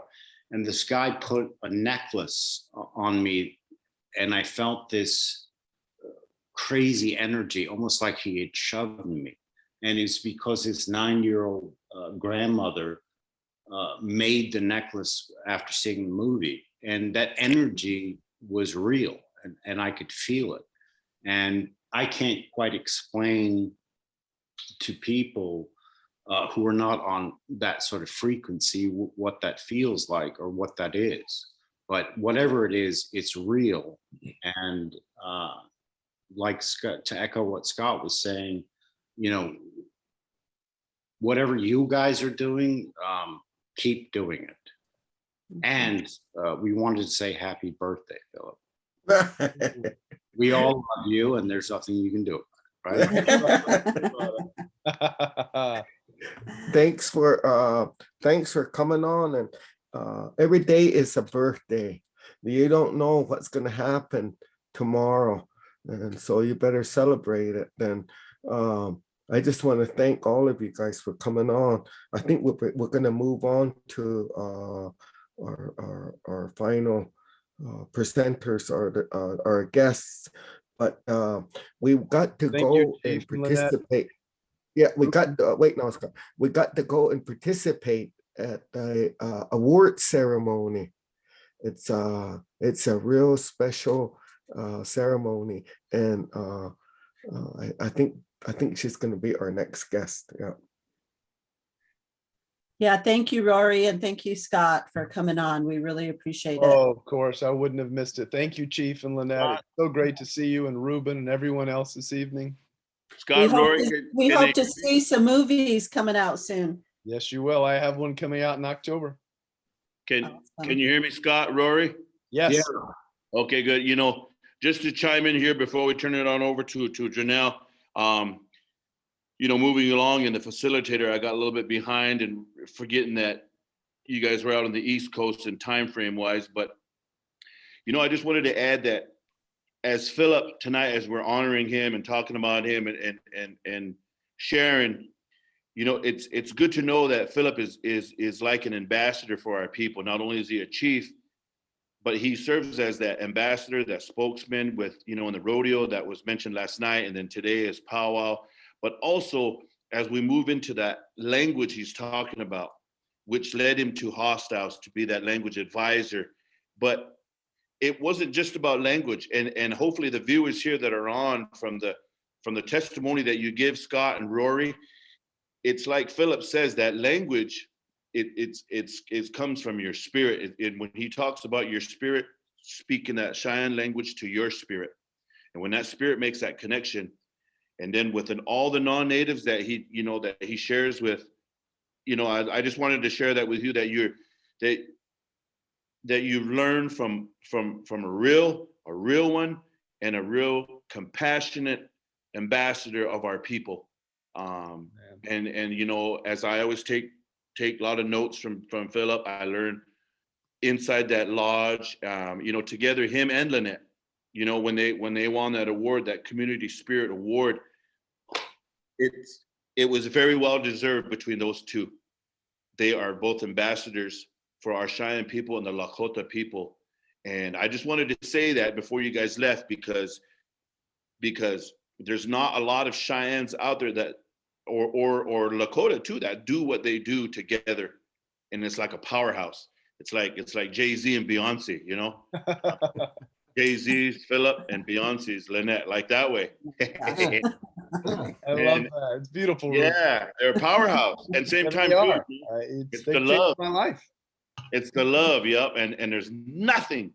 That's how Phillip says it. You got to shake your head when you say it, Rory. There's nothing about it. It's so great. Good night. I have a good night. And like I said, I apologize for kind of not, you know, keeping the flow going. But Hostile, Scott, awesome movie, man. You know, the Cheyenne language that Christian and everybody spoke on there, even Wes Studi, the Cheyenne that he spoke, it was almost fluent. You know, I got kind of halfway jealous. That's so great. Well, I haven't announced this publicly, but Wes Studi and I are going to reteam for an epic. I wouldn't call it a Western. It's really a story about how the Southwestern United States was formed from Native Americans and the Spanish and Mexican heritage and African American in a big epic piece. Awesome. And we're going to start that sometime this year and start writing it. And we're going to have a lot of Native Americans in the writers' room and Spanish and African Americans, and it's going to really tell the story of the American West in a way we haven't seen it. Scott, Yes. Scott, Yeah. I just want to say that we still would like to screen Hostiles. I think it's one of the most important films ever made in the history of cinematic excellence. Oh, and I'd love to screen Antlers. We gave an award to Graham Greene. He's in the movie. Graham Greene this past year. And also, I am Apache and Spanish Sephardic Jew from New Mexico. So wow. My family's very, very well known in New Mexico. Oh, that's fantastic. A lot of history there. Just FYI, Oh, a little plug I would in. love to screen Hostiles in Antlers, but I will tell you, Rory's in Antlers, and it certainly does continues my passion for Native American themes, and it's and what Europeans and my forebears and what they've wrought that we're still seeing today in Native American society, but it also deals with the Wendigo. Yeah. But brace yourself when you see it. Well, Graham brought it up, and well, hopefully we'll connect and we'll be able to. Yeah, I hope so. November. I don't think Graham has seen the movie, but Rory has seen it, and it was going to come out earlier, but COVID. Yeah, right. So maybe we can have a premiere this November. I would love it. Yay. When Rory was talking about, how that frequency of emotions, and he was talking about, and I think, Rory, you were talking about the part when it was raining and you went over to public to West Studio, to talk to the chief. Is that one of the parts you're talking about? That was the moment. Yeah, Reuben. Well, I understand what you're saying, but that wasn't what I was referring to. I was referring to being out with Lynette and the chief in Lame Deer. At the Rock. Right. But I see where you're going with that, and I understand, because I was probably maybe trying to tune into that frequency prior to that. I just want to tell you, Roy, that part in the movie, man, it was powerful. It was powerful because what it demonstrated, and I'm glad it made the cut, and I'm glad, Scott put the budget in or whatever you said. But I mean, that's a testament to Scott, because, you have a $55 million movie and you just come up with the scene, and he says, let's shoot that and let's put it, and then keep it in the movie. That was powerful. Yeah, it was powerful, man. There was so much emotion, so much historical, imagery and definition in that one little piece, man. It was a good movie. And by the way, Rory, man, you did awesome in that movie. Thank you. He was amazing. Yep. Thank you all, and I hope you all stay safe. And let's get through this to the other side. Yeah, one of the last things I want to say to our listeners is, I think this historical trauma, we had no concept of it. And the wars that we engaged in, we count coup our enemy. The highest honor was to let your enemy live. And this virus that come to our people, the genocide, the assimilation, the loss of language, culture. And then as we see this as an opportunity to reclaim ourselves and to work through the shame and all the different 400 years of what we had to face and where we're at today, one of the things that our prophet Sweet Medicine said, one in many that are going to come from the East will have a heart like you. And that's what I feel when I met you guys on the set. And one of the things that come to me is that service equals rewards. And that's why I get up and I got to keep focusing on servicing my family, my people, and regardless of the adversity and the stumbling blocks, the challenges, because I know that the Creator's gonna bless me, my people, and my relatives. And I want to thank you guys for coming on the show tonight. Ooh. Most welcome. Thank you all. It was really wonderful to be here. Good You to know, see you. On that note, with sharing with the people, you know, let's go ahead and introduce our final guest here from the Red Nation Film Festival that gives the natives the platform and the chance to share stories and to create that energy for all the people that have short films and to get the education out there through media arts. And I'm talking about the Red Nation Film Festival and Red Nation Films. Ladies and gentlemen, Miss Jonelle Romero. Hail. Donashi Oyate Wiyanka Poen, Konse. I introduce myself in my language Apache and Lakota. My Lakota name, I'm a relative of the Lakota. And that name was given to me in the Black Hills of South Dakota. And it means people who see this woman. And that too, we spoke a lot about responsibility. This is a big responsibility because Red Nation came from, the vision came from the Black Hills of South Dakota and from sundancing. It didn't come from sitting in Beverly Hills in a tall high-rise building, you know. It came from sacrifice and dancing and praying, and from the sacred tree of life, being amongst all of our people and our sundancers and our youth.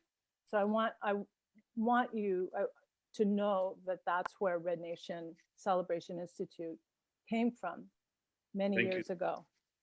I want to say that it's an honor to be here tonight with our elders. I've always wanted to meet Harriet. And while we're meeting on Zoom, it's like, what a way to meet, right? And everybody else that I see here and have listened to you this evening, I'm so grateful to hear your words and feel your heart and experience your passion for life. The Denver powwow, Phil keeps trying to get me to go out there. Then the pandemic hit, and then he's been trying to get me to go out to Montana, and the pandemic hit, and I'm a big wuss, so I'm afraid to travel until it's okay to travel, because I'm a grandma. So, but my son moved to Colorado, so that even gives me another, opportunity to go to the Denver powwow. But I'm here tonight to talk about Phil and to share about Phil and Lynette's work and how I met Phil. I'm a member of the Academy of Motion Picture Arts and Sciences, and one of our funders said, oh, let's go to the premiere of Hostiles. And I have been trying to get that film to screen for the longest time because there was Hostiles and Wind River that came out that year. And those two films were so powerful and still are very powerful and will always be powerful in regards to our storytelling. And so, we have allies like Scott, and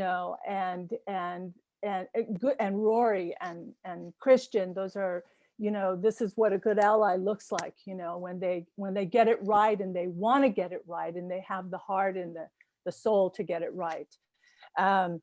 In a good way. So I went to the premiere, and we're all on the red carpet, and and then there's Phil and Lynette, and when we went back, there was a big dinner that was happening, and everyone was back there, and we all just gathered in this corner.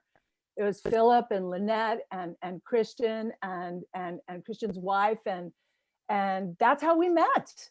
That's how we came together, and what came out of that was this profound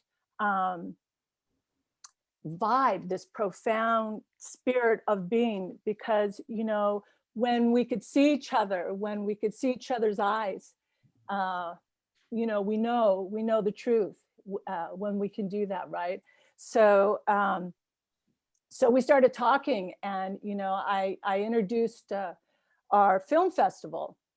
We've been having the film festival here in Beverly Hills for 25 years.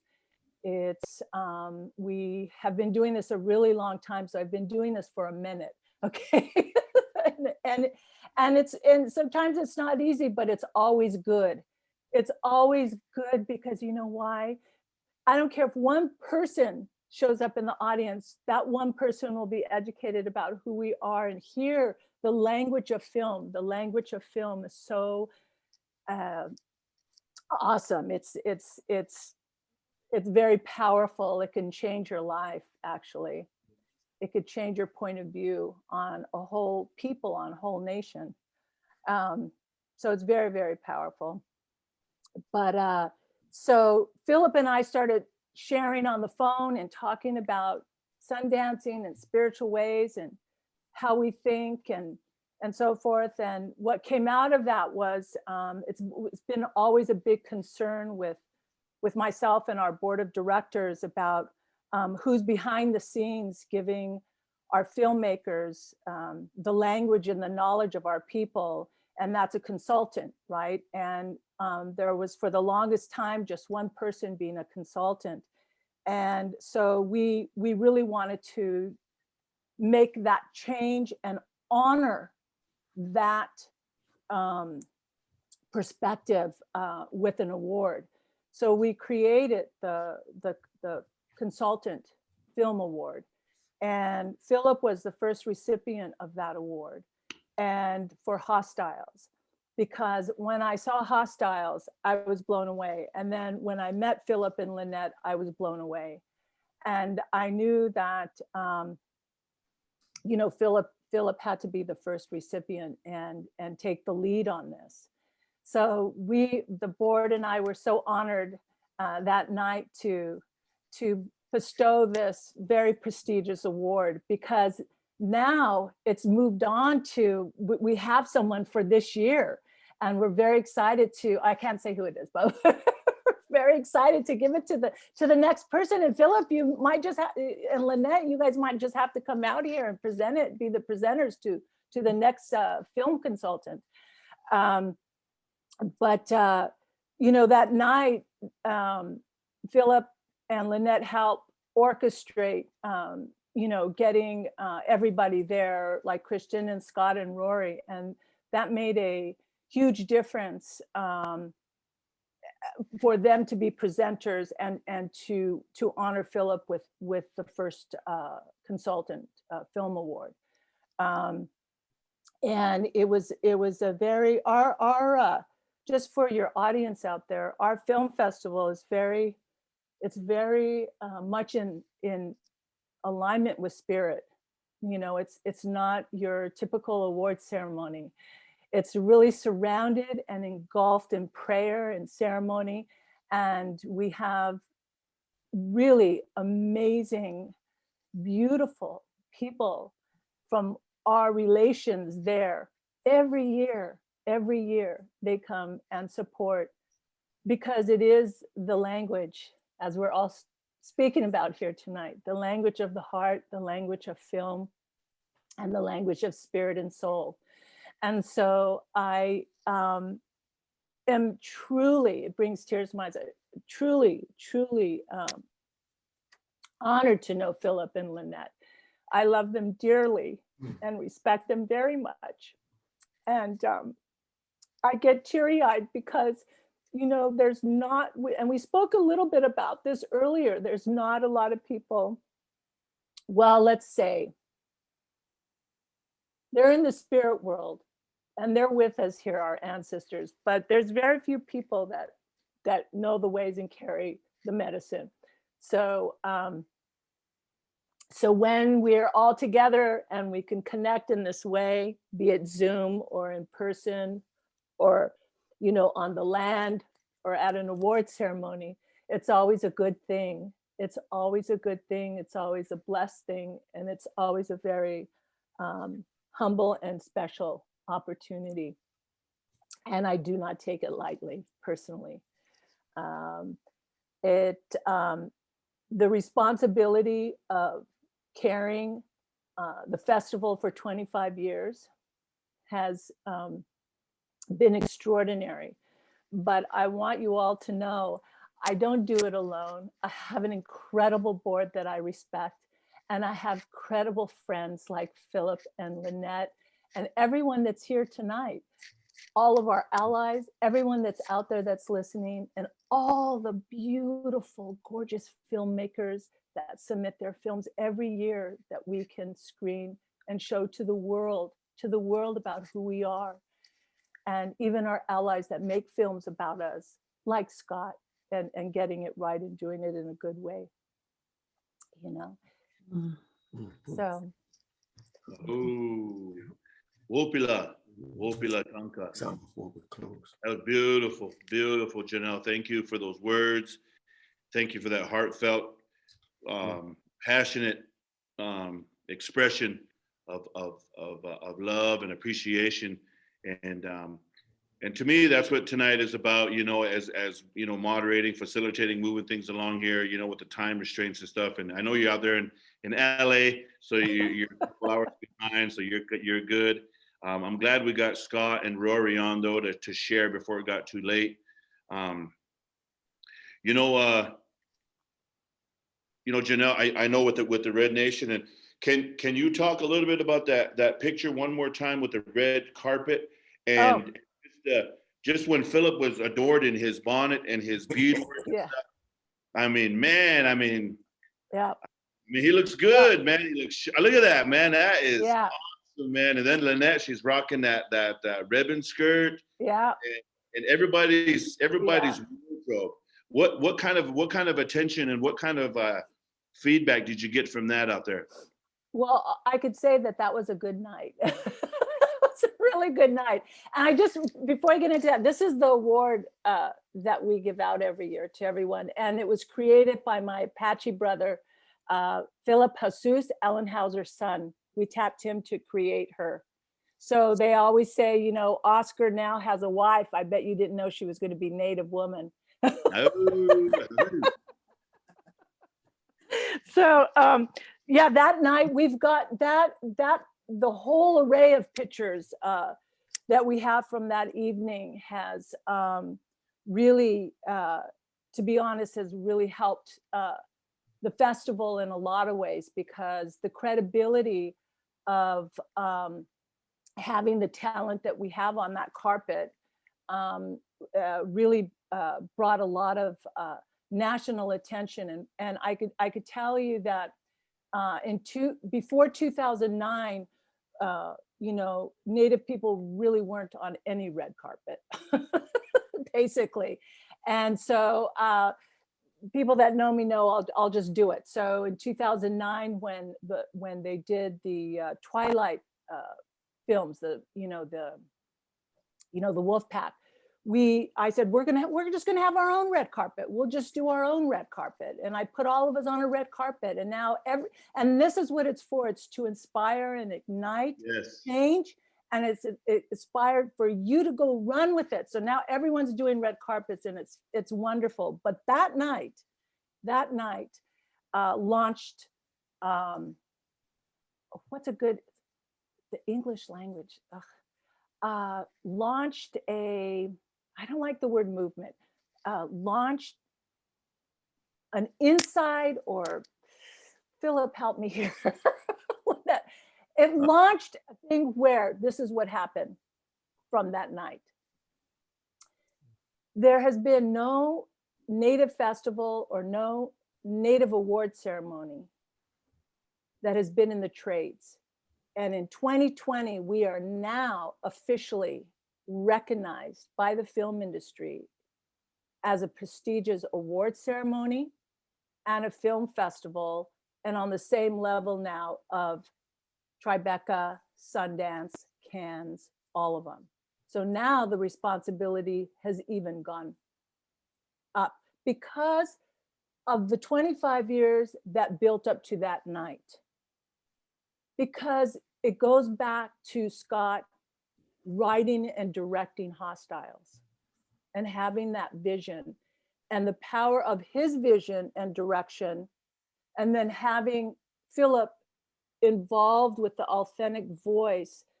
That film is you know, no one could tell me any different. That film is going to hold the test of time because it's a very, very powerful film.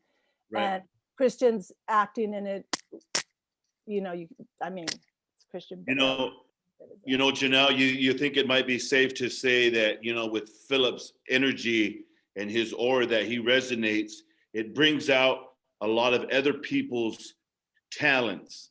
And what I'm saying is like kind of what Scott Evans was saying, you know, with his dancing and that inspiration. And then like Grace Gillette was saying, the way he storytells and he gives back to the arena rather than taking from it, he gives so much back.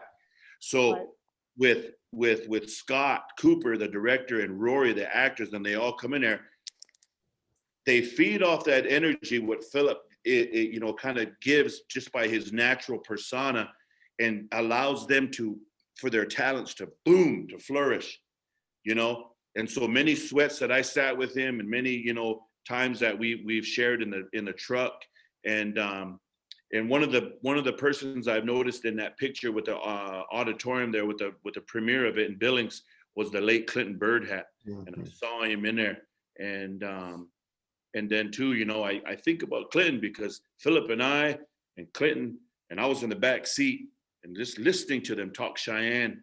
And then Phillip tells me too, you know, you got to use your talent. You're a servant of the people, kind of the way he is. So I see that. And then when that Red Nation film hit, and like you're saying, it elevated up. So is it safe to say kind of along those lines, Jonelle?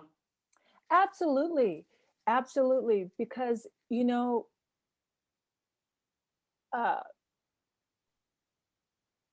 I'm 63 years old, so I've been here for just a little while, but just a moment. But the one thing I know for sure, it's about energy. Yes. It's really all about energy. Yes. And when you're at a frequency and you're in tune with your spirit and soul, you can deliver a frequency that is really high, right? And really clean. It's like a hollow bone, right? Yep. You're able to draw in and then give it out, Yes. right? And so Phillip, yes, absolutely, definitely has that energy to offer.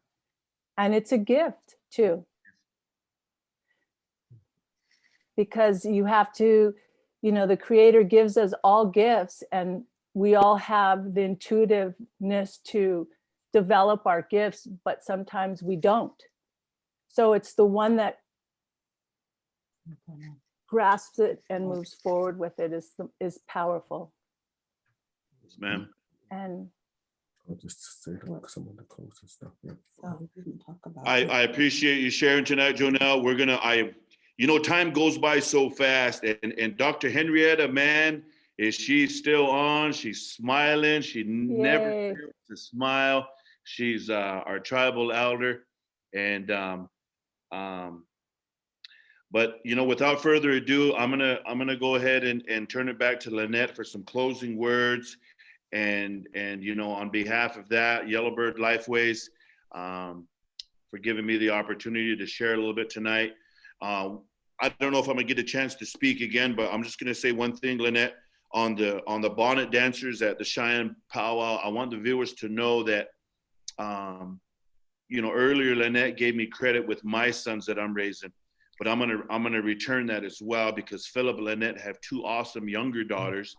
They got awesome kids themselves, but the two younger ones, Florence and Nellie, I believe they're in that picture as well, wearing the bonnets, and they're under the leadership of Micah Highwalk, and their board of directors president, and she's a graduate of West Point, a veteran, just like Crystal Tubles, her other daughter. But you can see the bonnet, the buckskin Cheyenne style dancers there. And I'm glad Lynette shared what she said, because that equality and that chiefmanship of these daughters, a lot of them come from chiefs' families, like Florence and Nellie that are in there. And that same energy that we're talking about, Phillip and Lynette, you know, the awareness of the leadership and the education and the teachings, not only for your own, but for all of our people back home in Lame Deer and Pine Ridge and throughout all the Indian country that you guys go to. This right here symbolizes a lot. And I just wanted to share that because I didn't get a chance to earlier. I know we were kind of pushing for time, but I'm very proud of Florence and Nellie. I'm very proud of Crystal and Kyla as well, and as well as the boys. You know, they're champion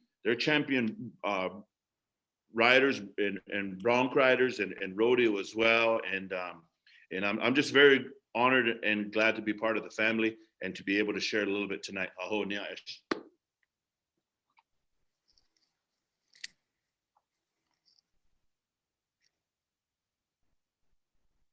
Oh, there's no sound.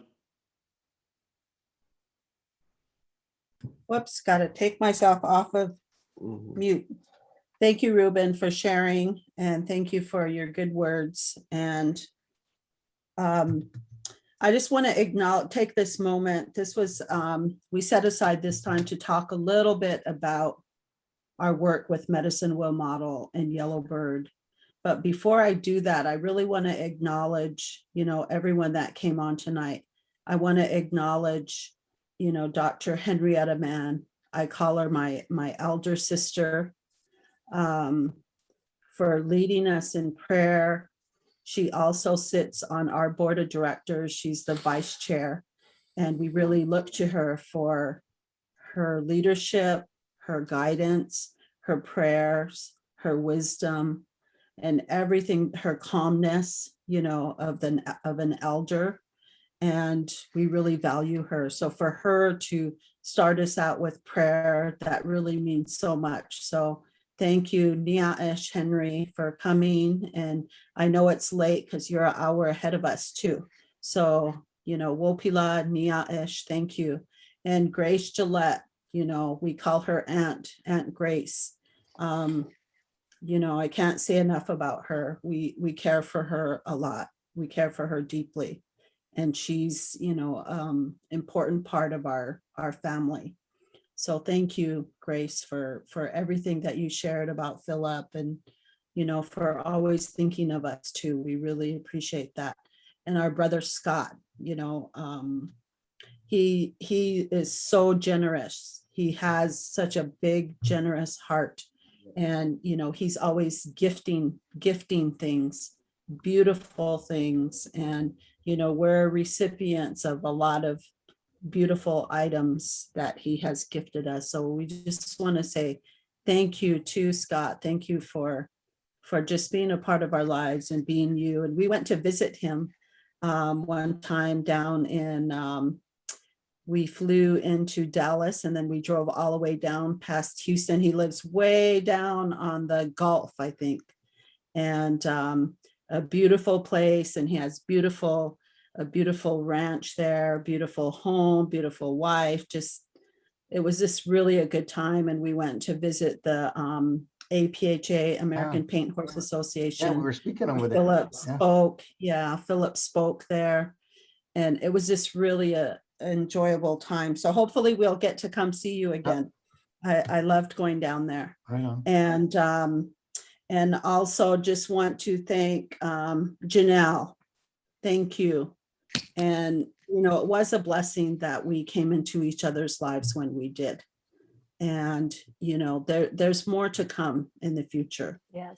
And I know it's going to be good. Yes. And you're a pathfinder. You're a trailblazer. You're, you know, my traditional name is Scouts the Way Woman, and my grandparents named me, and little did I know, you know, the significance of that when they gave that name to me. But they told me, you know, I was going to make a way for the people. And, you know, I do my best to live up to that. So, but thank you for all of your good words, you know, about Phillip, and thank you for coming into our lives. And Scott and Rory and, you know, Creator blessed us with a lot of good people in our lives and a lot of circles, and we call it our spiritual family. And that's where our work comes in. So medicine will model, we might call it medicine will model. It's a holistic model, but it's a way of life. And we implement all of those teachings into Yellowbird, which is our nonprofit. And, you know, we work in a lot of different areas, from food sovereignty to youth development, youth leadership, if you want to call it that. You know, all of our cultural programming. I just wanted to acknowledge these two little guys on here on this poster. It's called Healing the Sacred Child Through the Spirit of the Horse. And it's a gathering that we haven't done it for a few years, but we bring people together that want to heal and that want to bring change to their communities. And these are our two little grandsons here on their little ponies. Our grandson Chetan, our grandson Bronxton.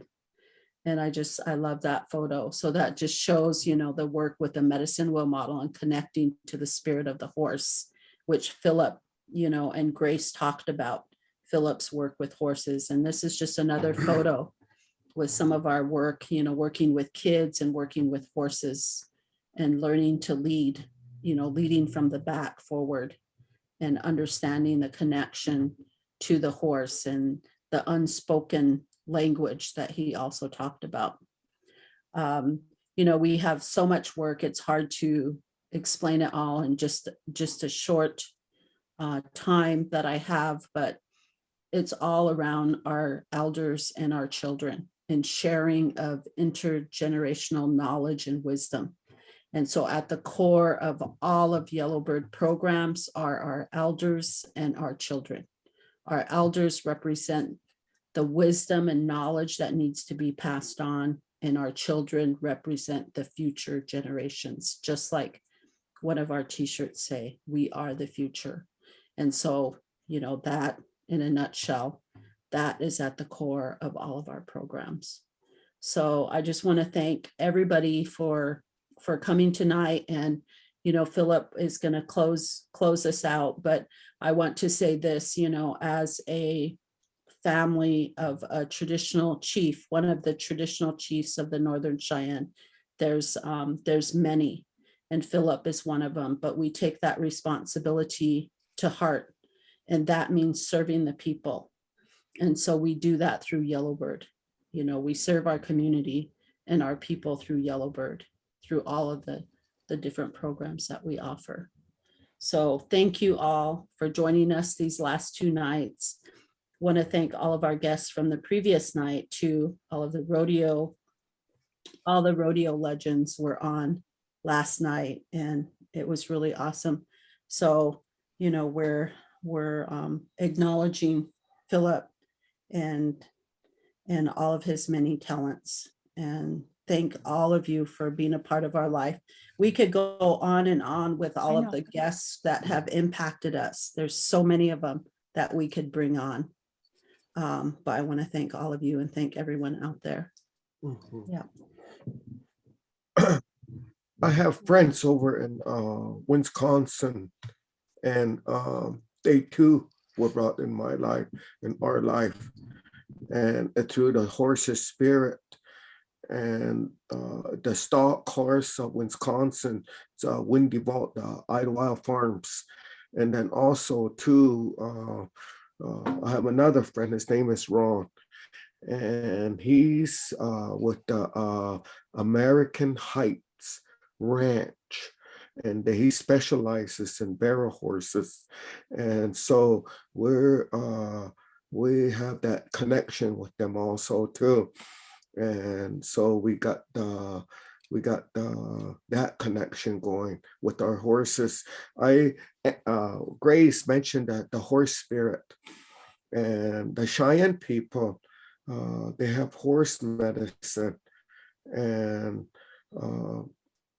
that horse is a gift to us, and it predates the Europeans breeding their horse.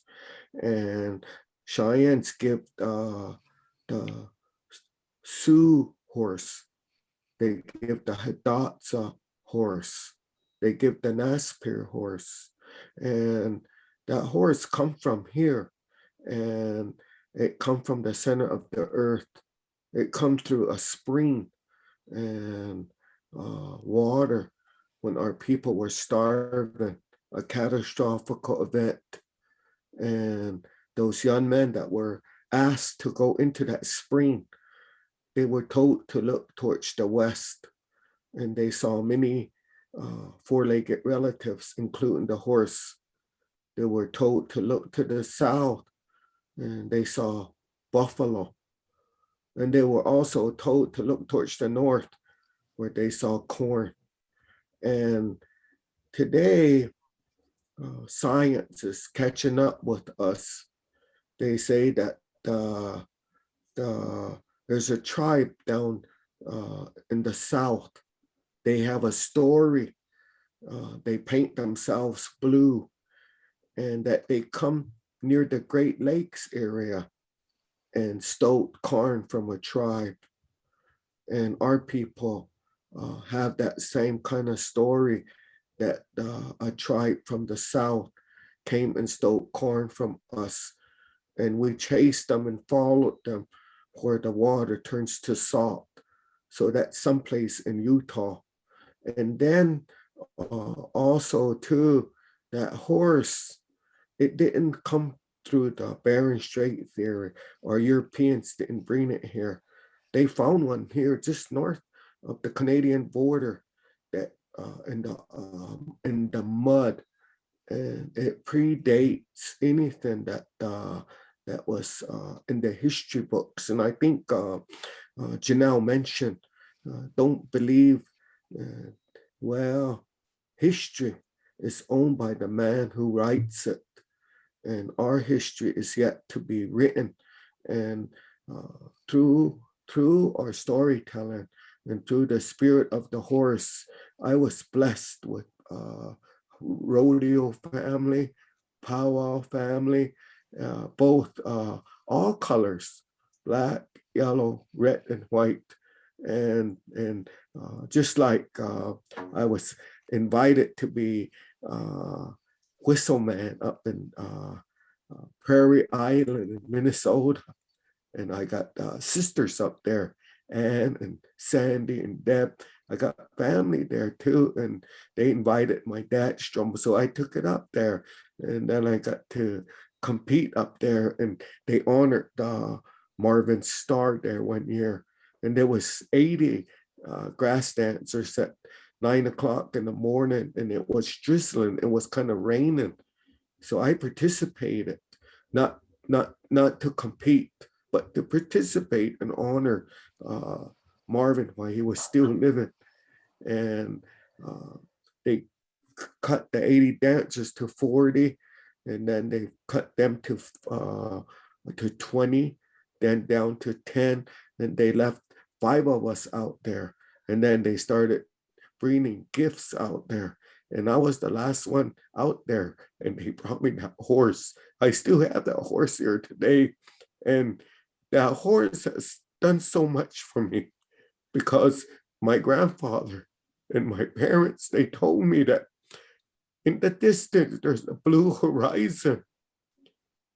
This horse is going to take you there. I don't know what that means, because education, I really struggled in it. But in my teachings, it taught me imagination and that blue horizon. when you're on the back of that horse can get you there.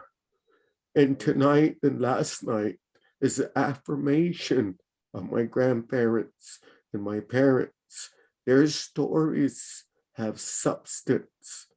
And if you dream and you tap into your imagination, you might not be successful in school, sports. You might not get the reward that everybody is searching for. But don't give up. Don't give up, because sooner or later, it's going to come to the person that believes they can. And don't get stuck on something that's not yours. Let go and let the Creator promises everything, where all things are possible. That's what the Creator promises. And that's the reason why we created the medicine wheel model. It's a circle of love, and no eminent domain, no dominion. And what you put out there is what you get back. And then Yellowbird, it's a nonprofit. I don't know, sometimes I get accused of stuff, but I don't know, English words are convoluted. So I have to defend myself sometimes. How come you don't understand what nonprofit means? It means service to your people and your intentions with love. If you're coming from there, you get blessed, rewards. And man, today I saw a beautiful, beautiful sunset, and a hawk was flying over me. And I just want to thank Lynette for everybody, all the guests for coming on. And it's really humbling. I had Orville looking over his pray last night. Henry prayed tonight. And I don't want to say too much. Maybe I already might have said too much, because I know there's a lot of people that are listening. And I want to sing a song. And I want to inspire people that with the Creator, anything's possible. It doesn't matter where you come from. And I, like me, myself, I struggled with alcoholism. I struggled with relationships with myself. But I went to treatment because I know that historical trauma, this horrible place that they put our people in, and we have to live in it. And we will continue to live in it unless we change our thinking and accept ourselves and reconnect to the Creator, where all things are possible. I just wanted to share that, and maybe we can close there if Lynette's got nothing else to share. But I want to sing a song, a prayer song that I don't know what I'm going to sing, but I know that they'll come through me.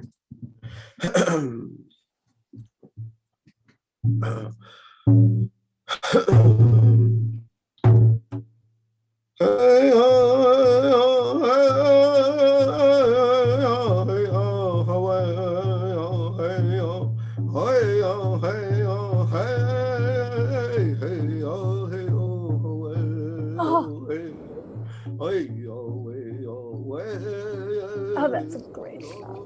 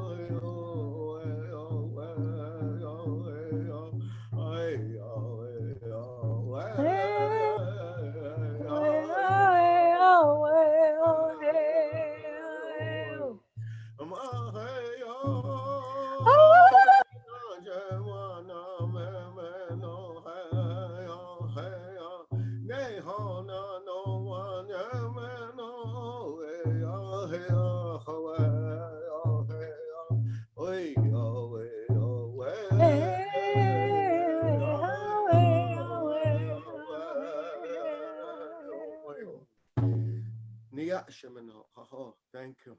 Yeah. Hey. Yeah.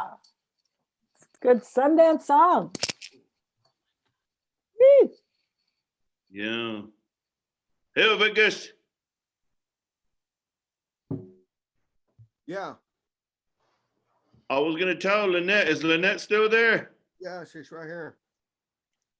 Lynette, no matter how big Yellowbird gets, no matter how famous Phillip might get or wherever in Hollywood, don't let him upgrade his cell phone. Yeah, yeah. Exactly. Yeah. Exactly. Yeah. I keep saying that too. Yeah, keep the flip phone. Yay. iPhone, don't get him a new Droid, a Galaxy, all that cool stuff. Keep the flip phone. Don't let him upgrade. I love you guys, and there's nothing you can do about it. That's right. Love you. Yeah. Thank you, all of the listeners. Thank you Yep. for joining us these last 2 nights. We really appreciate it.